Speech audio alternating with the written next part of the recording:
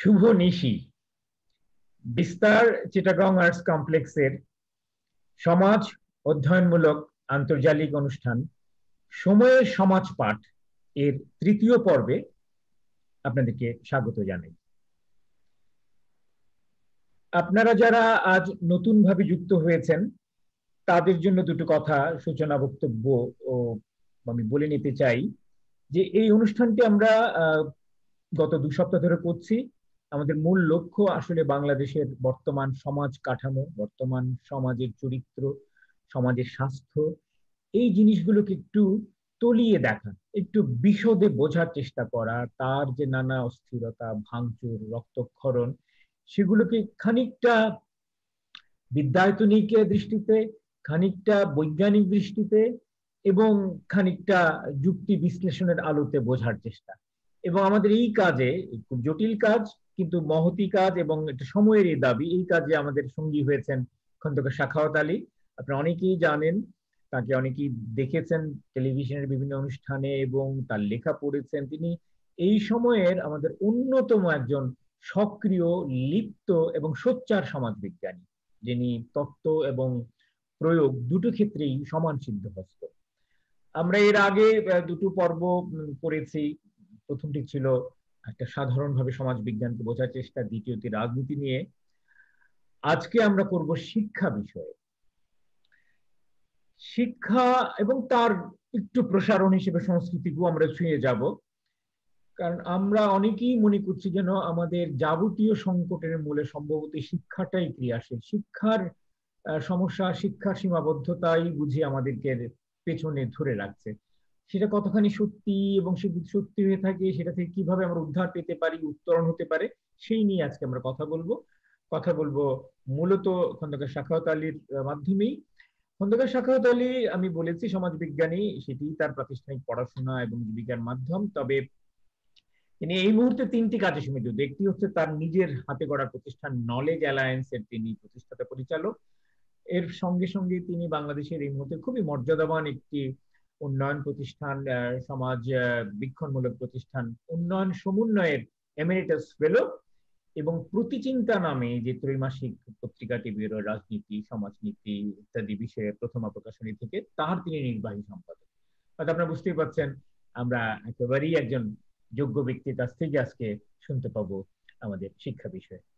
তো সাখাওয়াত, আমি আপনাকে প্রথমেই স্বাগত জানাচ্ছি বিস্তারের এই আজকের আসরে। এবং আমি শুরুতেই আমি একটা সূত্রটা ধরিয়ে দিই, যে সূত্র নিয়ে আপনি আপনার আলোচনাটা শুরু করতে পারবেন।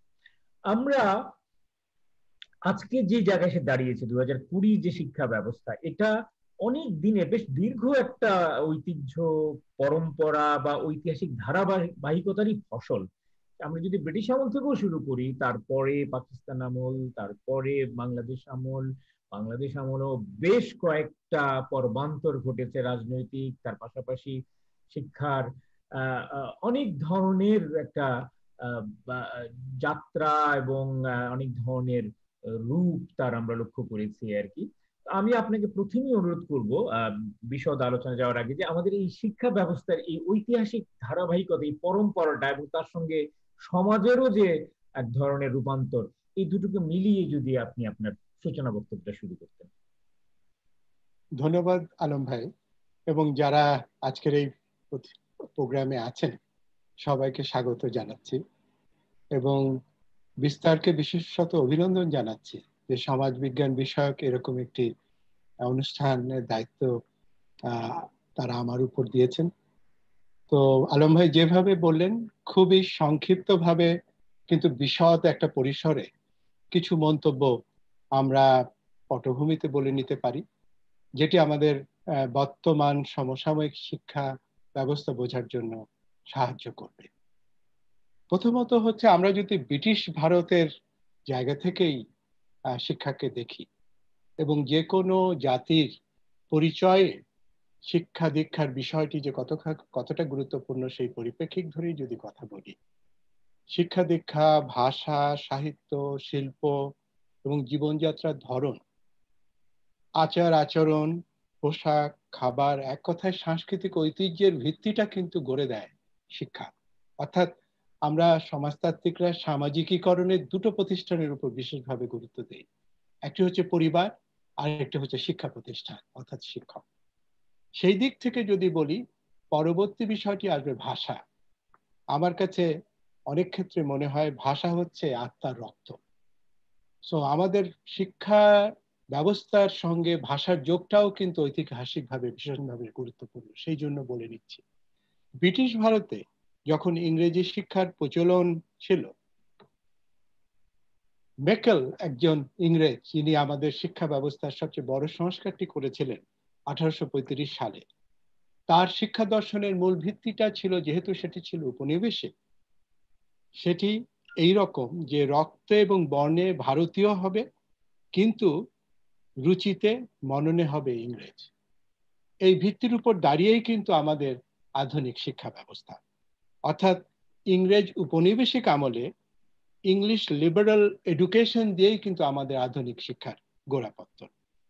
এবং সেই ধারাবাহিকতায় কিন্তু আমাদের শিক্ষা ব্যবস্থা এখনো চলছে, যেটি আমরা সমাজ বিজ্ঞানের ভাষায় বলতে পারি হেগিমনি অফ ইংলিশ। এর প্রভাব কিন্তু আজও অটুট আছে। অর্থাৎ উপনিবেশিকতার শেকল ভেঙে আমরা স্বাধীন হয়েছি দফা, দুবার পতাকাও বদল হয়েছে, জাতীয় সঙ্গীতও বদল হয়েছে, কিন্তু শিক্ষার মূল যে নির্ভরশীলতা উপনিবেশিক শিক্ষা ব্যবস্থা, সেই ছায়া থেকে কিন্তু আমরা খুব বেশি দূর বের হতে পারিনি। এই ক্ষেত্রে আমাদের এই অঞ্চলে দুজন মনীষার কথা উচ্চারণ করা হয় শিক্ষা দর্শনের ক্ষেত্রে। একজন হচ্ছেন গান্ধী, আরেকজন হচ্ছে রবীন্দ্রনাথ। তাদের কিছু মৌলিক ভাবনা ছিল শিক্ষাকে কেন্দ্র করে, যদিও তারাও কিন্তু পাশ্চাত্যের শিক্ষা দর্শনের প্রভাবে এবং অনুসরণে নিজেদের ভাবধারা গড়ে তুলেছিলেন। এই নামের বাইরে আরো 2-3টি নাম হয়তো উচ্চারণ করা প্রয়োজন হবে। সেটা হচ্ছে বিবেকানন্দ, অরবিন্দ ঘোষ এবং জিড্ডু কৃষ্ণমূর্তি। এদের নামও আমরা পাই, যারা শিক্ষাক্ষেত্রে মৌলিক ভাবনা কিছু রেখে গেছে। কিন্তু এদের সবার ভেতর থেকে দুজনের উপস্থিতি শিক্ষার ক্ষেত্রে খুবই উল্লেখযোগ্য, সেটা গান্ধী এবং রবীন্দ্রনাথের কথা বলেছি। এবং তাদের শিক্ষা পদ্ধতির ক্ষেত্রে যে বিষয়টি আমরা দেখি, তারা একটা বিকল্প শিক্ষা ব্যবস্থার কথা ভেবেছেন আমাদের স্থানিক বৈশিষ্ট্য, সংস্কৃতি এগুলোকে মাথায় রেখে, যার ছায়া আমরা দেখি খানিকটা হলেও ব্রাজিলে একজন শিক্ষাবিদ, মার্ক্সবাদী দার্শনিক পাওলো ফ্রেরে। আমি তার বিশেষ ভক্ত, এবং তার সেই বিখ্যাত বইয়ের কথা আমরা অনেকেই হয়তো জানি, প্যাডাগজি অফ দ্য অপ্রেসড। উনি মূলত অংশগ্রহণমূলক শিক্ষা পদ্ধতির কথা বলেছেন, যেটি আধুনিক কালের শিক্ষা ব্যবস্থার একটা অন্যতম প্যাডাগজিক্যাল ইস্যুস। আমাদের এই অঞ্চলে দেশজ তো কিছু বিষয় ছিল শিক্ষার ক্ষেত্রে ব্রিটিশরা আসার আগে, সেটিও খুব সংক্ষেপে যদি আমরা একেবারে চুম্বক আলাপ করে নিই, তবে দেখব বাংলায় টোল ছিল, পাঠশালা ছিল, মাদ্রাসা ছিল, মক্তব ছিল, কিন্তু এই সমস্ত প্রতিষ্ঠানগুলোতে শ্রেণী, বর্ণ এবং ধর্মাবলম্বীদের চাহিদা অনুযায়ী শিক্ষাটা দেওয়া হতো। বাংলায় টোল প্রধানত উচ্চ বর্ণ এবং শিক্ষিত হিন্দুদের সংস্কৃত ভাষা, সাহিত্য এবং শাস্ত্র শিক্ষায় প্রয়োজন মেটাতো। মাদ্রাসাগুলো মূলত উচ্চ শ্রেণীর মুসলমানরা, যাদের আত্রাফ বলে আমরা সমাজ বিজ্ঞানের ভাষায় বলি, তাদেরকে শিক্ষিত করা হতো। তারা শিখতেন সেই সমস্ত মাদ্রাসাগুলোতে আরবি ভাষা, ফার্সি ভাষা এবং ইসলামী শাস্ত্র। মক্তব মূলত শিশুদের জন্য, যেটা প্রি স্কুল আমরা আজকে বলি, আমাদের হয়তো শৈশবেও কারো কারো স্মৃতিতে সেটা থাকতে পারে যারা বয়োজ্যেষ্ঠ। সেটি হচ্ছে কোরআনের মুখস্থ করবার জন্য এবং নামাজ এবং উজু এই সমস্ত ধর্মীয় শিক্ষায় সেই জায়গাগুলোতে ট্রেন করা হতো। আজও কিন্তু এই মক্তবের প্রচলন কিছু কিছু ক্ষেত্রে আছে। পাঠশালাটা মূলত ব্যবহারিক শিক্ষার জায়গাটা কভার করতো। সেটা হিন্দু মুসলিম নির্বিশেষে সমাজের খেটে খাওয়া মানুষদের ব্যবহারিক শিক্ষার প্রয়োজন মেটাতো এই বাংলার পাঠশালা। এই বাংলার পাঠশালা নিয়ে এখন আমরা আমাদের পুরনো শিক্ষা রীতিকে খোঁজার কেউ কেউ চেষ্টা করি। এর বাইরে উচ্চশিক্ষার ক্ষেত্রে কিছু মাইলস্টোন আমরা দেখি। সেটি হচ্ছে গুপ্ত যুগে ভারতবর্ষের যখন বুদ্ধদের শাসন আমল, সেখানে বুদ্ধ বিহারগুলো আসলে উচ্চশিক্ষার এক ধরনের মডেল ছিল, যেগুলো বিশ্ববিদ্যালয় আদলে তৈরি করা। এবং সেই অর্থে বিশ্ববিদ্যালয় কনসেপ্টটা কিন্তু আমাদের এই অঞ্চল থেকেই পশ্চিমে গেছে। এবং নালন্দা, যেটা বিহারে অবস্থিত ছিল, সেটি মুসলিম আমলে ধ্বংস করে দেওয়া হয় 1200 খ্রিস্টাব্দে বখতিয়ার খিলজির শাসন আমলে। এবং বাংলাদেশে কিন্তু বৌদ্ধ স্থাপনা আছে, যেটা ময়নামতি এবং পাহাড়পুর, সেগুলোও কিন্তু এই বৌদ্ধ বিহার, যেগুলো বিশ্ববিদ্যালয়ের আদলে তৈরি। এই পটভূমির পরিপ্রেক্ষিতেই যদি আমরা পরবর্তীতে আসি বাংলাদেশ প্রসঙ্গে, এই বিষয়ে যদি আলম ভাই আরো কিছুটা আমাদের প্রশ্ন করে উস্কে দেন, তাহলে মনে হয় আলোচনাটা গড়াতে পারে। প্রশ্ন আমি করব, কিন্তু প্রশ্নের আগেই আরো একটু আমরা পটভূমি জেনে নিতে চাই। আমরা একটি কথা সবসময় শুনে থাকি যে শিক্ষা কমিশন, নানা ধরনের শিক্ষা কমিশন কথা শুনি, শিক্ষা নীতির কথা শুনেছি, একাধিক শিক্ষানীতি আমাদের দেশে প্রণীত হয়েছে, বাতিল হয়েছে, সেগুলো নিয়ে আন্দোলন হয়েছে, রক্তপাত, প্রাণহানি ঘটেছে। বিশেষ করে 74 সনে বঙ্গবন্ধু কুদরত খোদা শিক্ষা কমিশন একটা করেছিলেন, সেটার কথা আমরা সবসময় শুনে থাকি যে এটাই নাকি আমাদের সত্যিকারের একেবারে বাস্তবসম্মত বা আমাদের জন্য উপযোগী একটা শিক্ষা ব্যবস্থা ছিল, কিন্তু সেটা তো হয়নি। তার কন্যা মাঝখানে আরো অনেক মুজিদ কমিশন, এটা সেটা অনেক গেছে, আমরা নিজেরাও এইসব আন্দোলনে যুক্ত ছিলাম। তার কন্যা শেখ হাসিনা শেষ পর্যন্ত 2010 সালে একটা শিক্ষানীতি আমাদের দিলেন। সেইটাই বা আমাদের আকাঙ্ক্ষার কতখানি প্রতিফলন ঘটাতে পেরেছে আমরা জানি না। সেটা নিয়ে অনেক কথাবার্তা হয়েছে, কিন্তু আদৌ কতটা বাস্তবায়িত হয়েছে, সেটা কতটা প্রয়োগ তার ঘটছে, এবং তা আমাদের শিক্ষা ব্যবস্থায় কোন ইতিবাচক পরিবর্তন আনতে পারলো কি পারলো না, এই পর্যালোচনাটাও আমি মনে করি জরুরি। এটাও যদি একটু আমরা পটভূমি হিসেবেই সেরে নিতাম এখনই, তারপর আমরা মূল সংকটের জায়গাগুলোতে যাব। ধন্যবাদ। আমি সেদিকেই যাচ্ছিলাম, মাঝে আপনার এই ব্রিজটা আমাকে সাহায্য করবে। আমরা একটি কথা বলে নিতে পারি, যেটা শিক্ষার প্রতি এই অঞ্চলের মানুষের একটা কেন্দ্রীয় মনোযোগ ছিল। শিক্ষা যে তার জীবন যাপনের মান উন্নয়নে একটা বাহন, হ্যাঁ, এটা কিন্তু এদেশের মানুষ বিশ্বাস করে। গরিব ধনী সবাই বিশ্বাস করে যে শিক্ষা মানুষের মনোজাগতিক এবং আর্থিক উন্নয়নটা ঘটায়। সেই দিক থেকে 47-এর পরেই 39-এ যখন পূর্ব পাকিস্তান মুসলিম আওয়ামী লীগ হলো, তাদের ম্যানিফেস্টোতেই যদি আমরা চোখ রাখি, তবে দেখব যে নারী পুরুষের বাধ্যতামূলক শিক্ষা, বৃত্তি এবং মাতৃভাষায় শিক্ষার বিষয়টি শিক্ষানীতিতে আনার ব্যাপারে তখনই কিন্তু তারা উচ্চারণ করে। এর আরো সুনির্দিষ্ট আমরা উপস্থিতি দেখি, সেটা হচ্ছে 1954 সালে, যখন যুক্তফ্রন্টের 21 দফা দাবি ছিল। সেই 21 দফা দাবির দুটো দাবি ছিল একেবারে শিক্ষার সঙ্গে সংশ্লিষ্ট।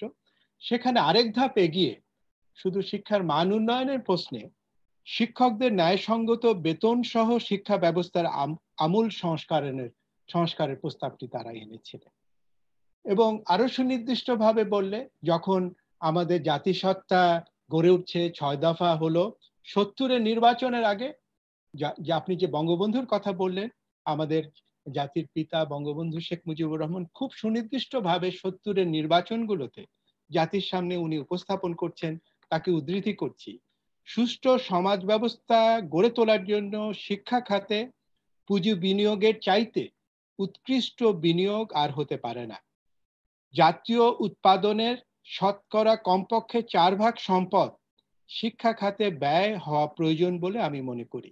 কলেজ ও স্কুল শিক্ষকদের, বিশেষ করে প্রাথমিক শিক্ষার শিক্ষকদের বেতন উল্লেখযোগ্যভাবে বৃদ্ধি করতে হবে। দরিদ্র মানুষ যাতে উচ্চশিক্ষার জন্য মেধাবী ছাত্রদের অভিশাপ হয়ে না দাঁড়ায়, সেদিকে দৃষ্টি রাখতে হবে। আমাদের শিক্ষা দর্শনের ভিত্তিটি কিন্তু 70 সালেই ওনার এই কথার মধ্য দিয়ে তৈরি হয়ে যাচ্ছে। তারপরে দেখেন, দেশ স্বাধীন হলো একটা সশস্ত্র মুক্তিযুদ্ধের মধ্য দিয়ে। উনি ফেরত আসার পরে জানুয়ারিতে উনি বলছেন, দেশ পুনর্গঠনের অগ্রাধিকার দিতে হলে আমাদের শিক্ষা খাতের উপর বিশেষ গুরুত্ব দিতে হবে। বঙ্গবন্ধুর নেতৃত্বে সরকার শিক্ষা প্রশ্নে বাঙালির আবেগকে যেমন ধারণ করতে চেষ্টা করতে পেরেছিলেন, তেমনি শিক্ষার বাস্তবমুখী সমাধানের পথ খুঁজেছিলেন। সেই জন্য সংবিধানের পাশাপাশি ৭২ সালেই কিন্তু বঙ্গবন্ধু তার শিক্ষককে, কুদরতি খোদাকে, যিনি বিজ্ঞানী ছিলেন, অসাম্প্রদায়িক দৃষ্টিভঙ্গির মানুষ ছিলেন, তাকে তিনি দায়িত্ব দিয়েছিলেন আমাদের শিক্ষানীতি করবার জন্য। এবং শাসনতন্ত্র প্রতিষ্ঠার আগে বঙ্গবন্ধু আরো সুনির্দিষ্টভাবে উল্লেখ করছেন এইভাবে, আমাদের দেশের শিক্ষিত সমাজের শ্রেষ্ঠ ব্যক্তিরা যাতে শিক্ষকতা পেশায়, আমি বলছি যাতে শিক্ষকতা পেশায় প্রতি আকৃষ্ট হয়, সেই পরিবেশ সৃষ্টির জন্য সব রকম চেষ্টা করা হবে। এজন্য কেবল তাদের বেতন স্কেল বৃদ্ধি বা বৈষয়িক সুবিধা দিলে চলবে না, সঙ্গে সঙ্গে কাজ করার উপযুক্ত পরিবেশ সৃষ্টি এবং শিক্ষকদের ন্যায় বিচার ও সম্মান দিতে হবে। আমি এই দুটো জিনিস এই জন্য বলছি যে পরবর্তী আলোচনায় সমস্যা নির্ণয়ের ক্ষেত্রে আমাদের এই যে দার্শনিক লাইনটি শিক্ষার প্রতি আমাদের রাষ্ট্র নির্মাণে যিনি পুরোধা ব্যক্তি ছিলেন, তিনি যে কতখানি স্পষ্ট ছিলেন এবং আমরা যে পরবর্তীতে তার অনুসরণ করতে না পারাতে খেসারত দিচ্ছি, সে কথাটি কিন্তু খুব স্পষ্ট হয়ে যায়। এবার আসি কুদরতি খোদা শিক্ষা কমিশনে খুব স্পষ্টভাবে যে বিষয়গুলো প্রস্তাব করা হয়েছিল একেবারে সুনির্দিষ্টভাবে। প্রথম হচ্ছে মানবিক, ধর্মনিরপেক্ষ, অন্যের প্রতি দায়বদ্ধ এবং নৈতিক মূল্যবোধ সম্পন্ন জনগোষ্ঠী তৈরি করা, অর্থাৎ নাগরিক তৈরি করা, যথাযথ অর্থে যদি আমরা বলি। দ্বিতীয় বিষয়টি ছিল নেতৃত্ব, চরিত্র, কায়িক শ্রমের প্রতি শ্রদ্ধাবোধ তৈরি। সমস্ত স্তরের শিক্ষার মাধ্যম হবে মাতৃভাষা, একেবারে খাড়াখাড়ি স্পষ্ট সব কথা। বিজ্ঞান ও প্রযুক্তি শিক্ষা, গবেষণা এবং নারী শিক্ষার অগ্রাধিকার। এই যে আজকে জেন্ডার প্যারিটি বিশ্ব করে, আমরা ৭২ সালেই কিন্তু জেন্ডার প্যারিটি ইস্যুজে কত স্পষ্ট অবস্থান নিয়েছি এবং সেটা 49 থেকে, এটা যে ৭২-এ এসে নিয়েছি তাই না, 49 থেকে সংগ্রাম করতে করতে কিন্তু জেন্ডার প্যারিটি ইস্যুজে আমরা তৈরি করলাম। চতুর্থ হচ্ছে উচ্চশিক্ষার লক্ষ্য হবে জ্ঞানী ও বুদ্ধিদীপ্ত মানুষ তৈরি করা, যারা সমাজে সকলের সম্মান সুযোগ তৈরি করার কাজ তৈরি করবে। শিক্ষিতরা শুধু নিজেরা এনলাইটেন হবে তা না, অন্যদের এনলাইটেন করে তাদেরকে আলোকিত করবার দায়িত্বটি পালন করবে। এই রকম স্পষ্ট অবস্থার পরে আমরা যদি শিক্ষা কমিশনের আরো সুনির্দিষ্ট কিছু জিনিস দেখি, সেখানে বলা হচ্ছে প্রতিবেদনে যে শিক্ষা তদারকির জনবলের দক্ষতা বৃদ্ধির পাশাপাশি বিকেন্দ্রীকরণের উপর জোর দিতে হবে। এখন টোটাল সিস্টেমটা হচ্ছে সেন্ট্রালাইজ, কিন্তু ৭২-এই এবং কুদরতি খোদা শিক্ষা কমিশনের শিক্ষাকেও স্বাস্থ্য খাত, শিক্ষা খাত সব ক্ষেত্রেই বলা হচ্ছিল বিকেন্দ্রীকরণের কথা। দ্বিতীয় বলা হচ্ছে এই বিষয়ে যে পাশাপাশি প্রাক প্রাথমিক, আজকে যে আমরা পি স্কুলের কথা বলছি, ৭২ সালে কিন্তু আমরা পরিষ্কার ছিলাম যে পি স্কুল, বয়স্ক স্কুল, যেহেতু আমাদের নিরক্ষরতার হার বেশি ছিল, সেই সময় বয়স্ক শিক্ষার উপর গুরুত্ব দেওয়া হয়েছিল। উপ-আনুষ্ঠানিক শিক্ষা, এই বিষয়গুলোর উপরও আমাদের জোর দেওয়ার কথা বলে রাখা হয়। এবং অ্যাসেসমেন্ট, যেটা শিক্ষার মান নির্ণয়ে সবচেয়ে মূল্যবান বিষয়, সেই বিষয়ে বলা হচ্ছে মূল্যায়ন পরীক্ষা পদ্ধতি পরিবর্তনের মতো নতুন এবং সময় উপযোগী পরামর্শ সেখানে ছিল। একই সঙ্গে আজকে আমরা ডিজেবিলিটি ইস্যুসটা আমাদের দেশীয় এবং আন্তর্জাতিকভাবে এমডিজি অথবা এইচডিজি যে বারবার তুলে আনছে, আন্তর্জাতিক ফোরাম থেকে সেই বিষয়গুলো আসছে, আমরাও সেগুলোকে অ্যাড্রেস করছি। কিন্তু ৭২ সালেই আমরা খুব স্পষ্ট ছিলাম যে আমাদের জনগোষ্ঠীর জনসংখ্যার যে অংশটি ডিসেবিলিটির শিকার, অর্থাৎ প্রতিবন্ধকতার শিকার শারীরিকভাবে, তাদেরও শিক্ষার সুযোগ তৈরি করা এবং সীমাবদ্ধতা, তাদের সেই বৈশিষ্ট্য অনুযায়ী তাদের সার্বিক বিকাশের সুযোগটি তৈরি করে দেওয়া। বলতে কোনো কার্পণ্য নেই যে কুদরতি খোদা শিক্ষা কমিশন জাতীয় শিক্ষা কাঠামোর ঢেলে সাজাবার ক্ষেত্রে একটা বড় ধরনের আশাবাদ তৈরি করেছিলেন এবং সেই ক্ষেত্রে শুরুর দিকে অগ্রাধিকারগুলো একেবারেই সুনির্দিষ্ট করতে পেরেছিলেন এবং কর্মপন্থাও দিতে পেরেছিলেন। কিন্তু হতাশার দিক হলেও যে ৭৫-এ এই দলিলটি তখন তৈরি হলো, এই দলিলটি বঙ্গবন্ধুকে দেওয়া হলো, কিন্তু এর বাস্তবায়নের সুযোগ রাজনৈতিক সরকারের নেতা হিসেবে বঙ্গবন্ধু পেলেন না। এবং তার পরবর্তী ঘটনাটি রাজনৈতিকভাবে, অর্থনৈতিকভাবে এবং জাতি হিসাবে আমাদের গুনতে হয়েছে। এই বিষয়ে একটি কথা বলি, উনি কতখানি দূরদর্শী এবং আন্তরিক ছিলেন যে এরকম একটা সংস্কার করবার কাজে উনি যেমন কুদরতি খোদাকে ব্যবহার করেছিলেন এবং একটি অসাম্প্রদায়িক টিমকে ব্যবহার করেছিলেন, এবং এর বাস্তবায়নের জন্য উনি যে লোকটিকে প্রস্তাব দিয়েছিলেন তিনিও আজকে প্রয়াত, আমাদের আপনাদের সবার প্রিয় ডক্টর আনিসুজ্জামান। উনি আনিসুজ্জামানকে সেক্রেটারি, শিক্ষা সেক্রেটারি হওয়ার জন্য অনুরোধ করেছিলেন এবং আনিসুজ্জামান সে কথা তার বইতে স্মৃতিচারণে লিখেছেন। এরপরে যদি আমরা আসি, তবে ৭৫ থেকে এরশাদ সময়কালটা আমাদের একটা সামরিক কাল, এবং এই সময় কিছু কিছু উদ্যোগ নেওয়া হয়েছে।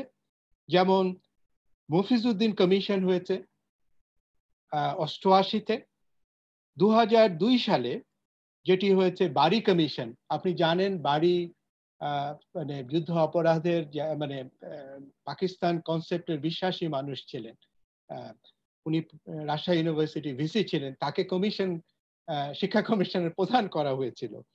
পরবর্তী বছরই মনিরুজ্জামান কমিশন হয়, এবং যেগুলো কুদরতি খোদা শিক্ষা কমিশনের মূল পার্থক্যের জায়গা ছিল, আমি গত আলোচনায় বলেছি, যেটা সামাজিক পলিটিক্যাল ইকোনমি অ্যাসপেক্ট থেকে, যে স্বনির্ভরতার উপর নির্ভর করে বাংলাদেশ উত্তর বাংলাদেশ পরিকল্পনা হয়েছিল, পঞ্চবার্ষিকী পরিকল্পনা। কিন্তু পরবর্তী পরিকল্পনাগুলো অ্যাডহক ভিত্তিক হয়ে যায় এবং আমরা পরনির্ভরশীল অর্থনীতি অর্থাৎ ডোনার ড্রিভেন অর্থনীতির দিকে যাই, এবং এই শিক্ষানীতিগুলোর উপর ওয়ার্ল্ড ব্যাংকের সহ দাতা সংস্থাগুলোর প্রভাব ছায়া আমরা দেখি, যে কারণে শিক্ষার ব্যক্তি মালিকানাধীন শিক্ষার সুযোগটি করার শুরু হয়ে যায়, এবং প্রাইভেটাইজেশন, এডুকেশন এবং হেলথের প্রাইভেটাইজেশন কিন্তু হয় এই সময়কালে। আপনি যে কথা বলছিলেন যে দীর্ঘ সময়ের বিরতিতে আবার আমরা একটা সুযোগ পাই, এবং 2008 সালে উনি 2008 সাল দিয়ে শুরু করি, উনি যখন ম্যান্ডেট নিয়ে আসলেন, মাননীয় প্রাইম মিনিস্টার বর্তমানে, উনি শিক্ষা কমিশন করেন, এবং সেই শিক্ষা কমিশনের প্রধান ছিলেন প্রফেসর কবির চৌধুরী, এবং কো চেয়ারও ছিলেন আরেকজন। তো এইখানে মোটামুটি ফ্রেমওয়ার্কটা রাখা হয় কুদরতি খোদা শিক্ষা কমিশনে, কিন্তু যে পরিবর্তনগুলো হয়ে যায় সেই পরিবর্তনগুলোকে কিন্তু সমন্বয় এক ধরনের করতে হয়েছে, এক ধরনের ট্রেড অফ করতে হয়েছে।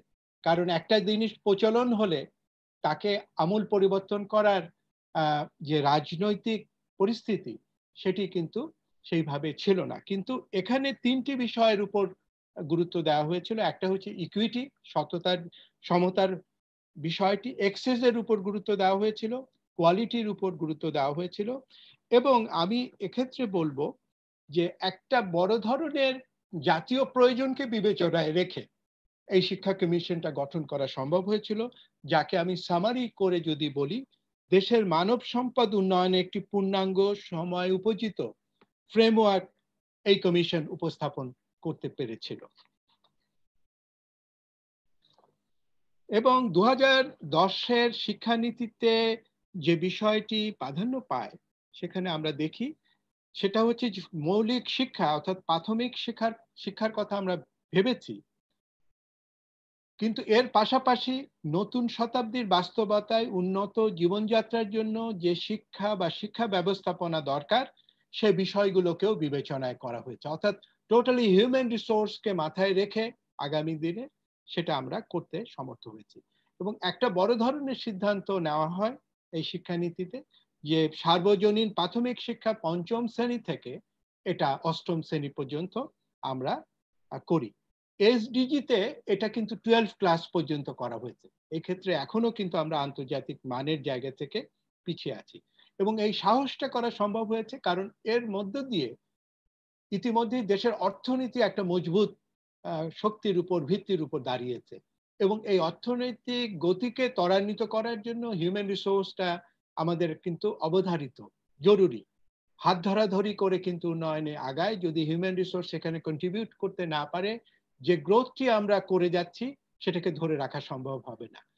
এই শিক্ষা পরিকল্পনায় এই বিষয়টি আসা জাতীয় আকাঙ্ক্ষারই অংশ হিসেবে আসে এবং এক্ষেত্রে একটি উল্লেখযোগ্য কথা, গুরুত্বপূর্ণ কথা বলা দরকার, শিক্ষাটা কিন্তু বিনিয়োগ, অর্থাৎ টুমরো ইনভেস্টমেন্ট, এবং এই ক্ষেত্রে পরিবার এবং রাষ্ট্র উভয়কেই কিন্তু শিক্ষায় বিনিয়োগ করতে হয়, যেটির একটি সমীকরণ আন্তর্জাতিকভাবে করা হয় যে ব্যক্তি খাতের অর্থাৎ পরিবারগুলো যখন 40% শিক্ষার ক্ষেত্রে কন্ট্রিবিউট করতে পারে এবং রাষ্ট্র 60% করতে পারে, সেখানে কিন্তু একটা সত্যিকার অর্থে মানসম্পন্ন শিক্ষা দেওয়ার পরিস্থিতি আমরা তৈরি করতে পারি।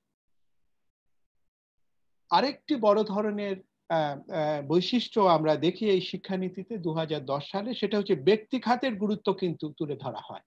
কারণ ইতিমধ্যেই ব্যক্তি খাত তৈরি হয়েছে, বিশ্ববিদ্যালয়ে লাইসেন্স করা হচ্ছে এবং অন্যান্য ক্ষেত্রেও অন্য খাত সাবখাতগুলোতেও কিন্তু প্রাইভেট সেক্টরকে দেওয়া হয়েছে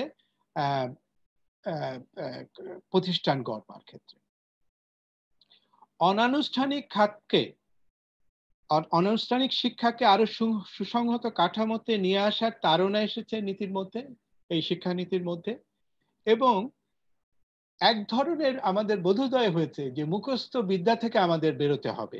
সো লার্নিং অ্যাসেসমেন্টটার ক্ষেত্রে মুখস্থ বিদ্যা থেকে বেরিয়ে এক ধরনের, যে বিদেশে যেভাবে অ্যাসেসমেন্ট করা হয় 4টি ভাগে, সেইভাবে কিন্তু অ্যাসেসমেন্ট রীতিটা করা হয়, যেটা আমরা আইএলটি টেস্টের ক্ষেত্রে দেখি ইউরোপে, কিংবা আমরা জিআরইর ক্ষেত্রে দেখি নর্থ আমেরিকাতে।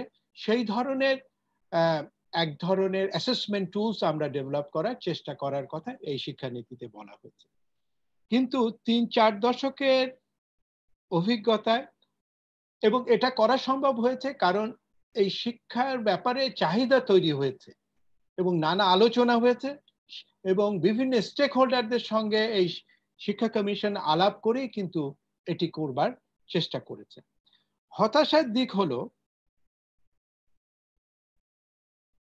1 দশক হতে চললো যে এই প্রস্তাবিত যে শিক্ষানীতির বাস্তবায়নের ক্ষেত্রে আমরা তেমন কিছু দেখতে পেলাম না, বরং হতাশার চিত্র হিসেবে আমরা এটা দেখছি, যেটা শিক্ষানীতিতে ছিল না কিন্তু আমলাতন্ত্র এক ধরনের সবসময় এনার্জাইজ থাকে মানে পলিটিক্যাল লিডারদের সন্তুষ্ট করবার জন্য, এবং তারা অ্যাসেসমেন্ট রীতিটা যেটা চাইল্ড সেন্ট্রিক ছিল সেটিকে আবার পরীক্ষা পদ্ধতিতে নিয়ে যাওয়া হলো।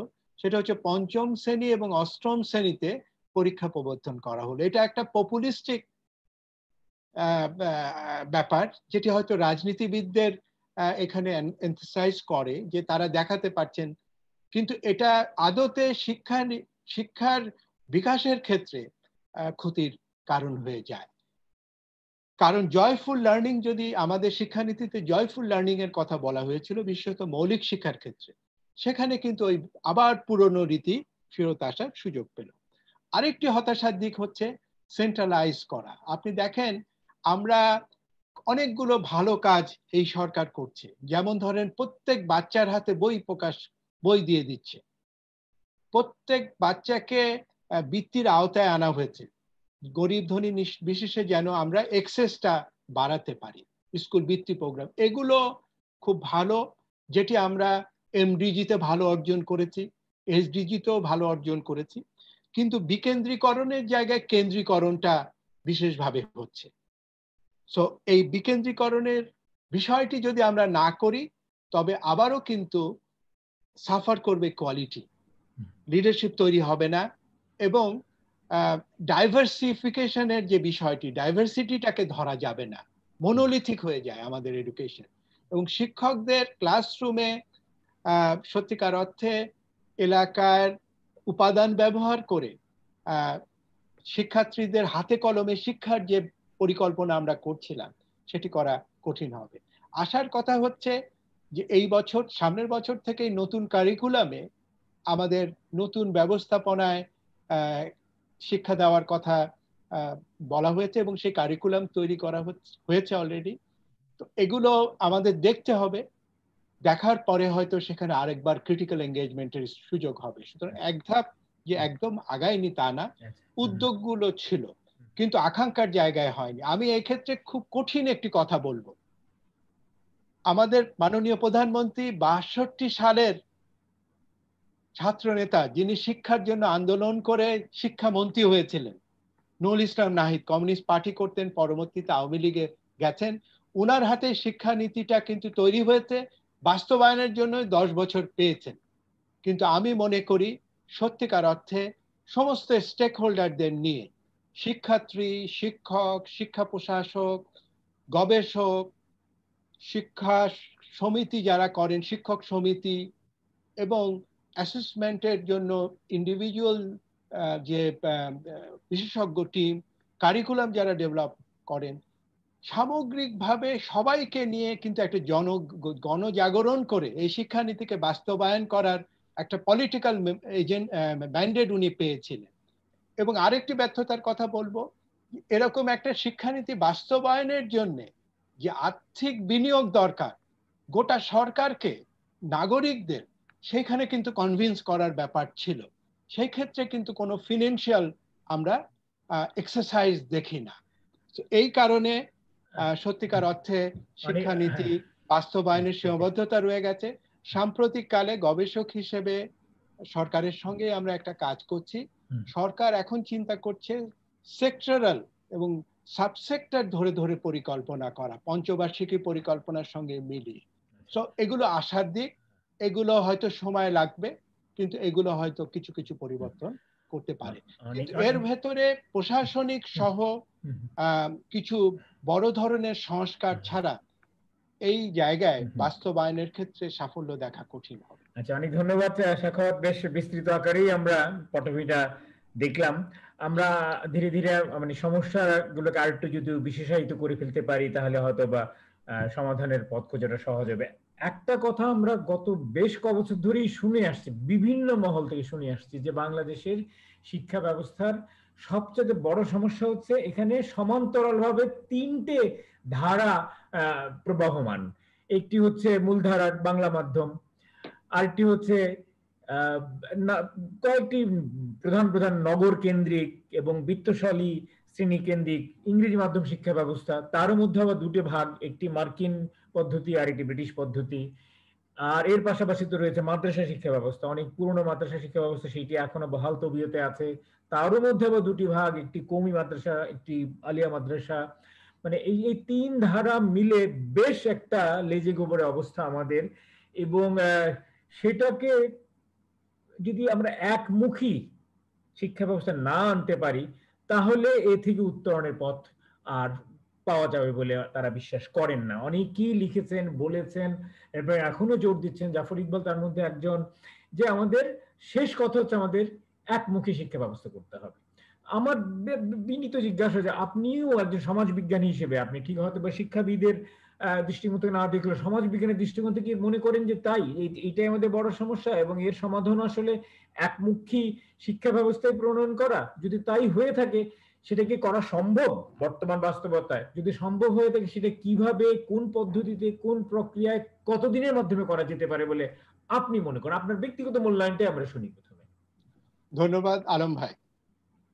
আমরা যে হিস্ট্রিটা পেলাম আমাদের এডুকেশনকে কেন্দ্র করে এবং যে পলিটিক্যাল ইকোনমিটাও পেলাম শিক্ষাকে কেন্দ্র করে, সেখানে খুব স্পষ্ট যে আমরা ৭২ সালেই সুনির্দিষ্ট করতে পেরেছিলাম একমুখী শিক্ষাকে লক্ষ্য রেখেই কিন্তু আমরা আমাদের শিক্ষানীতি করেছিলাম।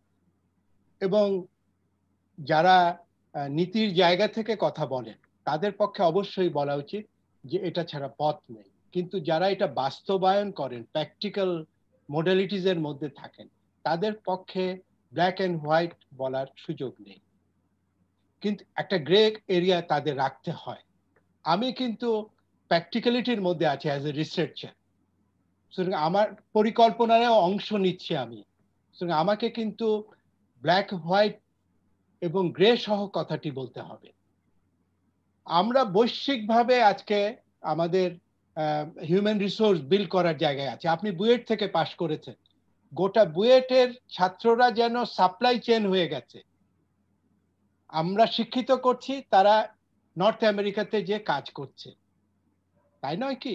এবং গ্লোবাল স্ট্যান্ডার্ডের একমাত্র প্রতিষ্ঠান ঢাকা বিশ্ববিদ্যালয় ছিল, সেটাও পিছিয়ে গেছে, বুয়েট এখনো সেটা ধরে রাখতে পেরেছে।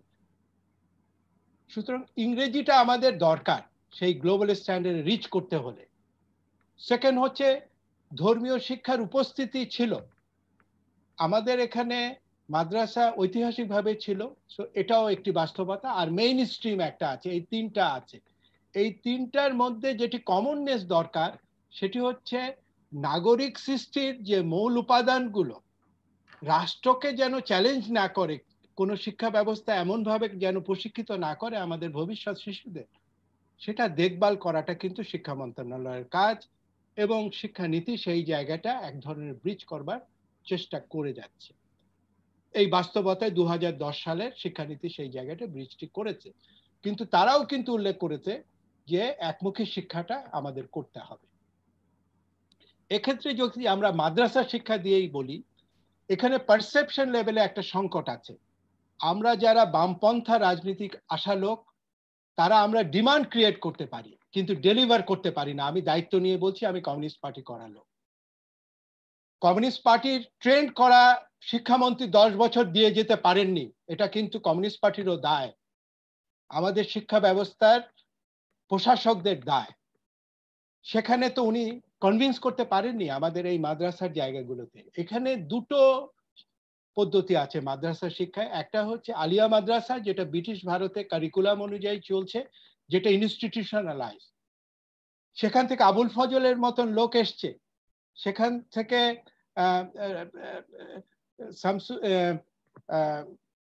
অনেক বিখ্যাত লোক এসছে।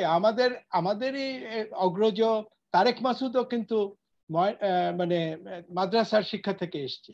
সুতরাং শিক্ষা ব্যবস্থার ভেতরে যদি আপনি নাগরিক সৃষ্টির উপাদানগুলো দিয়ে দিতে পারেন, তাহলে একটা ট্রেড অফ হতে পারে এবং সেটা করতে হবে। পশ্চিমবঙ্গেও কিন্তু মাদ্রাসা আছে এবং তাদের সঙ্গে মূলধারার শিক্ষার যোগাযোগ আছে। আলিয়া মাদ্রাসার সঙ্গে মূলধারার শিক্ষায় আসার কিন্তু সুযোগটা রাখা হয়েছে। অর্থাৎ কেউ যদি আলিয়া মাদ্রাসায় 12 ক্লাস পর্যন্ত পড়ে বিশ্ববিদ্যালয়ে পড়তে পারে, এই অ্যালাইনমেন্টটা আছে, এবং তারা কিন্তু বিসিএস দিতে পারে। সো এখানে মূলধারার সঙ্গে এক ধরনের অ্যালাইনমেন্ট আছে। যেটি নাই সেটা হচ্ছে কওমি মাদ্রাসার সঙ্গে। কওমি মাদ্রাসার নিজস্ব বোর্ড দিয়ে চলে এবং তারা রাষ্ট্রীয় পৃষ্ঠপোষকতার বাইরে সমাজ সেখানে তাদের পৃষ্ঠপোষকতা করে। সুতরাং পলিটিক্যাল ইসলাম যখন রাজনীতিতে চলছে, এই কওমি মাদ্রাসাকে নিয়ে কিন্তু পলারাইজেশনের সুযোগটা আছে। আমি প্রাইম মিনিস্টারের দূরদর্শিতাকে, অনেক সমালোচনা হয় কিন্তু তার দূরদর্শিতাকে আমি রেসপেক্ট করি। রিলিজিয়নকে আমাদের মানে আমাদের বিবেচনায় নিতে হবে। তাদেরকে দূরে সরিয়ে রাখলে তারা জঙ্গি হবে, তাদের সঙ্গে ওঠা বসা করতে হবে, ডায়ালগ করতে হবে। কওমি মাদ্রাসাকেও মূলধারায় আনার কথা বলা হচ্ছে। সেখানে একটা বিশ্ববিদ্যালয় করা হয়েছে, গ্রাজুয়েশন ওইখান থেকে হবে, বিশ্ববিদ্যালয় মেইন স্ট্রিমে হবে। চেষ্টাটা চলছে নিচের অংশটাও ফর্মালাইজ করা, এবং মাদ্রাসার ভেতরেও আধুনিকায়ন করা হচ্ছে যেন তারা ধর্মীয় শিক্ষা এবং জীবনে আয় রোজগার করে চলার, যেন সামাজিকভাবে নির্ভরশীল তাদের না হতে হয়, সেই জিনিসটাও করতে হবে। এবং মিডল ইস্টের মার্কেটটাকেও, জব মার্কেটটা বিবেচনা করেও কিন্তু আমাদের মাদ্রাসা এবং আরবি শিক্ষার ব্যাপারটার একটা প্রয়োজন আছে। সো আমাদের একরৈখিকভাবে ভাবলে হবে না, এটার আধুনিকরণ হচ্ছে একটা ব্যাপার, এবং এখানে কমন গ্রাউন্ড তৈরি করা যেন নাগরিক হিসেবে তারা রাষ্ট্রকে কখনো পলিটিক্যালি চ্যালেঞ্জ করার পৃষ্ঠপোষকতায় না যায়। দ্বিতীয় জায়গায় ইংরেজি শিক্ষা। যে মধ্যবিত্ত বাংলা ভাষার জন্য রক্ত দিয়েছে, যেই মধ্যবিত্ত 71 সালে অস্ত্র ধরে মুক্তিযুদ্ধ করেছে, সেই মুক্তিযোদ্ধার নাতি আনিসুর রহমানের নাতি কিংবা আনিসুজ্জামানের নাতি কিংবা আমার ছেলে মেয়ে, আমিও মুক্তিযোদ্ধার পক্ষে, আমাদের ছেলে মেয়ে আমরা কিন্তু ইংরেজি স্কুলে পাঠাচ্ছি। আমরা প্রিটেন্ড করি। এখানে আমাদের এলিটদের এই প্রিটেন্ড জায়গা থেকে বেরোতে হবে। মূলধারার স্কুল যদি মানসম্পন্ন না হয়, যাদের আর্থিক সামর্থ্য আছে তারা কিন্তু প্রাইভেট স্কুলে পড়াবার চেষ্টা করবে, এবং সেই পরিস্থিতি থেকেই কিন্তু প্রাইভেট স্কুল ইন্টারন্যাশনাল কারিকুলামে পড়ে তারা কিন্তু বাইরে যাচ্ছে। এবং সেটাকে ঠেকাবার জন্য 90s কিন্তু প্রাইভেট ইউনিভার্সিটি গুলো হয়েছে, যেটা নর্থ সাউথ, আইইউবি, পরে ব্র্যাক ইউনিভার্সিটি, ইস্ট ওয়েস্ট, এখানে এখন কিন্তু ছেলে পেলে পড়ছে। সো এটাও প্রাইভেট যে এডুকেশনটা, সেটাও কিন্তু একটা বাস্তবতা। বামপন্থার জায়গা থেকে যদি আমরা বলি, হ্যাঁ শিক্ষার বাণিজ্যিকরণ হয়েছে, কথাটা সত্য, কিন্তু এখানে আরেকটি জিনিস দেখা দরকার, যে পাবলিক সেক্টরে আমরা যে ভর্তুকি দেই, যে মেধা বুদ্ধি দিয়ে আমরা পৃষ্ঠপোষকতা করি, তার সর্বোচ্চ ব্যবহার হচ্ছে কিনা। ঢাকা বিশ্ববিদ্যালয় এখন একটা গবেষণার বাইরের প্রতিষ্ঠান, ঢাকা বিশ্ববিদ্যালয় র্যাঙ্কিং এ পড়ে যাচ্ছে, সেটি কিন্তু খুব কষ্টের ব্যাপার, কারণ আমাদের জাতীয় প্রতিষ্ঠান। ঢাকা বিশ্ববিদ্যালয় থেকে বিশ্বমানের বুদ্ধিভিত্তিক চর্চার মানুষ তৈরি হয়েছে। এই জায়গায় এগুলো বিগ কলেজে রূপান্তর হয়েছে। সো আমাদের উচ্চশিক্ষায় যে বিনিয়োগটি করছি, সেটার সঙ্গে গ্রোথের এক ধরনের পরিকল্পিত সমন্বয় হচ্ছে না। এই জায়গাগুলো কিন্তু প্রশ্ন তোলা, ডিসকোর্স লেভেলে নিয়ে আসা, সেটি প্রয়োজন। আমি এই জায়গায় ডিসকোর্সের যথেষ্ট অভাব দেখি। অনেকটা পপুলিস্টিক কথা বলছে। যার ছেলে মেয়ে প্রাইভেট ইউনিভার্সিটি পড়ে, যার ছেলে মেয়ে ইংরেজি স্কুলে পড়ে, সে মঞ্চে যে জাতির স্বার্থে বাণিজ্যিকরণের কথা বলে। এই প্রিটেনশন থেকে আমাদের বেরিয়ে আসতে হবে। সমস্ত আমলাতন্ত্রের ছেলে, আপনি ব্রিটিশ আমলে সুযোগ দিয়েছিল আমলাদের, সমস্ত ছেলেপেলেরা জেলা স্কুলগুলো তারা করেছিল, হাসপাতালগুলো করেছিল। শিক্ষা এবং স্বাস্থ্য হচ্ছে পাবলিক গুডস। সুতরাং আপনি যদি ভালো ব্যবস্থা না করতে পারেন মূলধারায়, তবে এই প্রাইভেট স্কুলের অস্তিত্ব হবে, কারণ সমাজে আর্থিকভাবে সেই সামর্থ্য তৈরি হচ্ছে এবং দেশের বাইরে যে শিক্ষা মানুষ নেওয়ার চেষ্টা করছে। এই বাস্তবতায় আমি যেটা বলবো সেটি হচ্ছে যে আমাদের একটা শিক্ষা কমিশনের কথা বলা হয়েছিল 2010 সালে, কিন্তু এই শিক্ষা কমিশনই এই আর্গুমেন্টগুলো, এই ডিসকোর্সগুলোকে আমাদের সমাজে নিয়ে আসতে পারত এবং শিক্ষার সঙ্গে সংশ্লিষ্ট সমস্ত স্টেক হোল্ডারদের সঙ্গে ক্রমান্বয়ে আলোচনা করে আমাদের মূলধারায় সংস্কারের ধাপে ধাপে কাজগুলো করতে পারত। এখানে রাজনৈতিক নেতৃত্ব এবং প্রশাসন এই জায়গাটা 10 বছরে এখনো সেই স্পেসটা তৈরি করতে প্রস্তুত নয়। আমি মনে করি এই মানসিকতার জায়গাটা একটা বড় বাধা। শিক্ষা এবং স্বাস্থ্য, শিক্ষা প্রশাসন এবং স্বাস্থ্য, এই দুটো প্রশাসন আলাদা প্রশাসন হওয়া উচিত, যারা প্যাডাগজি বোঝে শিক্ষার ক্ষেত্রে এবং যারা স্বাস্থ্য ব্যবস্থাপনা বোঝে, এবং রাষ্ট্রের সঙ্গে নাগরিকদের এই দুটো জিনিস নিয়ে আপনার সম্পর্ক। আপনি প্যান্ডামিক সময় যদি দেখেন, ডাক্তাররা ফ্রন্টে দাঁড়িয়ে যেভাবে দিচ্ছে সেবা, কিন্তু প্রশাসনিকভাবে ডাক্তারদের কি কোণঠাসা করে রাখছে। আপনি প্রণোদনা দিচ্ছেন প্রাইম মিনিস্টার, কিন্তু সেই প্রণোদনার টাকা এখনো অনেকে, যারা 100 জনের বেশি মারা গেছে, তাদের আমি ব্যক্তিগতভাবে জানি যে অনেকে কিন্তু পাচ্ছে না। তো প্রশাসন এই জায়গায় একটা অবস্ট্রাকল। এই বাস্তবতাটা স্বাধীন দেশে শক্তিশালী হয়ে ঐক্যবদ্ধ হয়ে বলতে হবে। লাস্ট কথা বলি, বাংলাদেশের যিনি শিক্ষামন্ত্রী, তিনি 10 কোটি পরিবারের শিক্ষামন্ত্রী। হি ইজ মোর পাওয়ারফুল গাই। সুতরাং অর্থমন্ত্রীর সঙ্গে বার্গেন করার ক্ষমতা থাকতে হবে তার, সমস্ত স্টেক হোল্ডারদের মনোভাব বোঝার ক্ষমতা থাকবে তার, এবং it is more political agenda.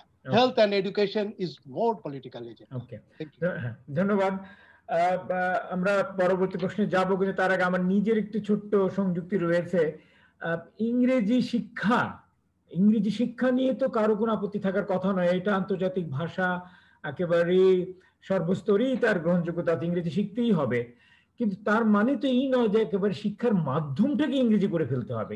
এই সূক্ষ্ম বিতর্কের জায়গাটাই কিন্তু আমাদের সচেতন হতে হবে। আমি শেষ করিনি। হ্যাঁ, আমার মনে হয় যে এটাও আমাদের পরিষ্কার থাকতে হবে, ইংরেজি শেখার জন্য নানাবিধ পন্থা রয়েছে। আরো নতুন নতুন পন্থা দরকার হলে আমরা বার করব। আমাদের এমনিতেই 12 বছর ইংরেজি শেখানো হয়, ক্লাস 1 থেকে 12 পর্যন্ত।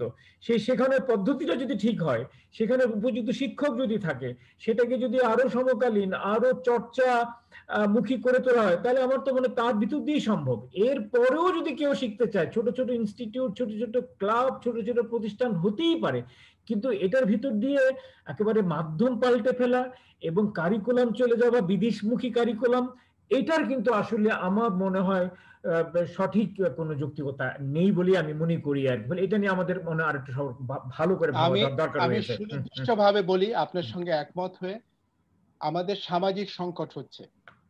মাদ্রাসার শিক্ষক, মাদ্রাসার ছাত্ররা মেইন স্ট্রিমের কালচারের থেকে ডিপার্চার হচ্ছে, এবং আমাদের ইংরেজি স্কুলের ছাত্রছাত্রীরাও কিন্তু মেইন স্ট্রিম থেকে ডিপার্চার হচ্ছে। অর্থাৎ তারা একটা বায়বীয় জগতে বাস করছে।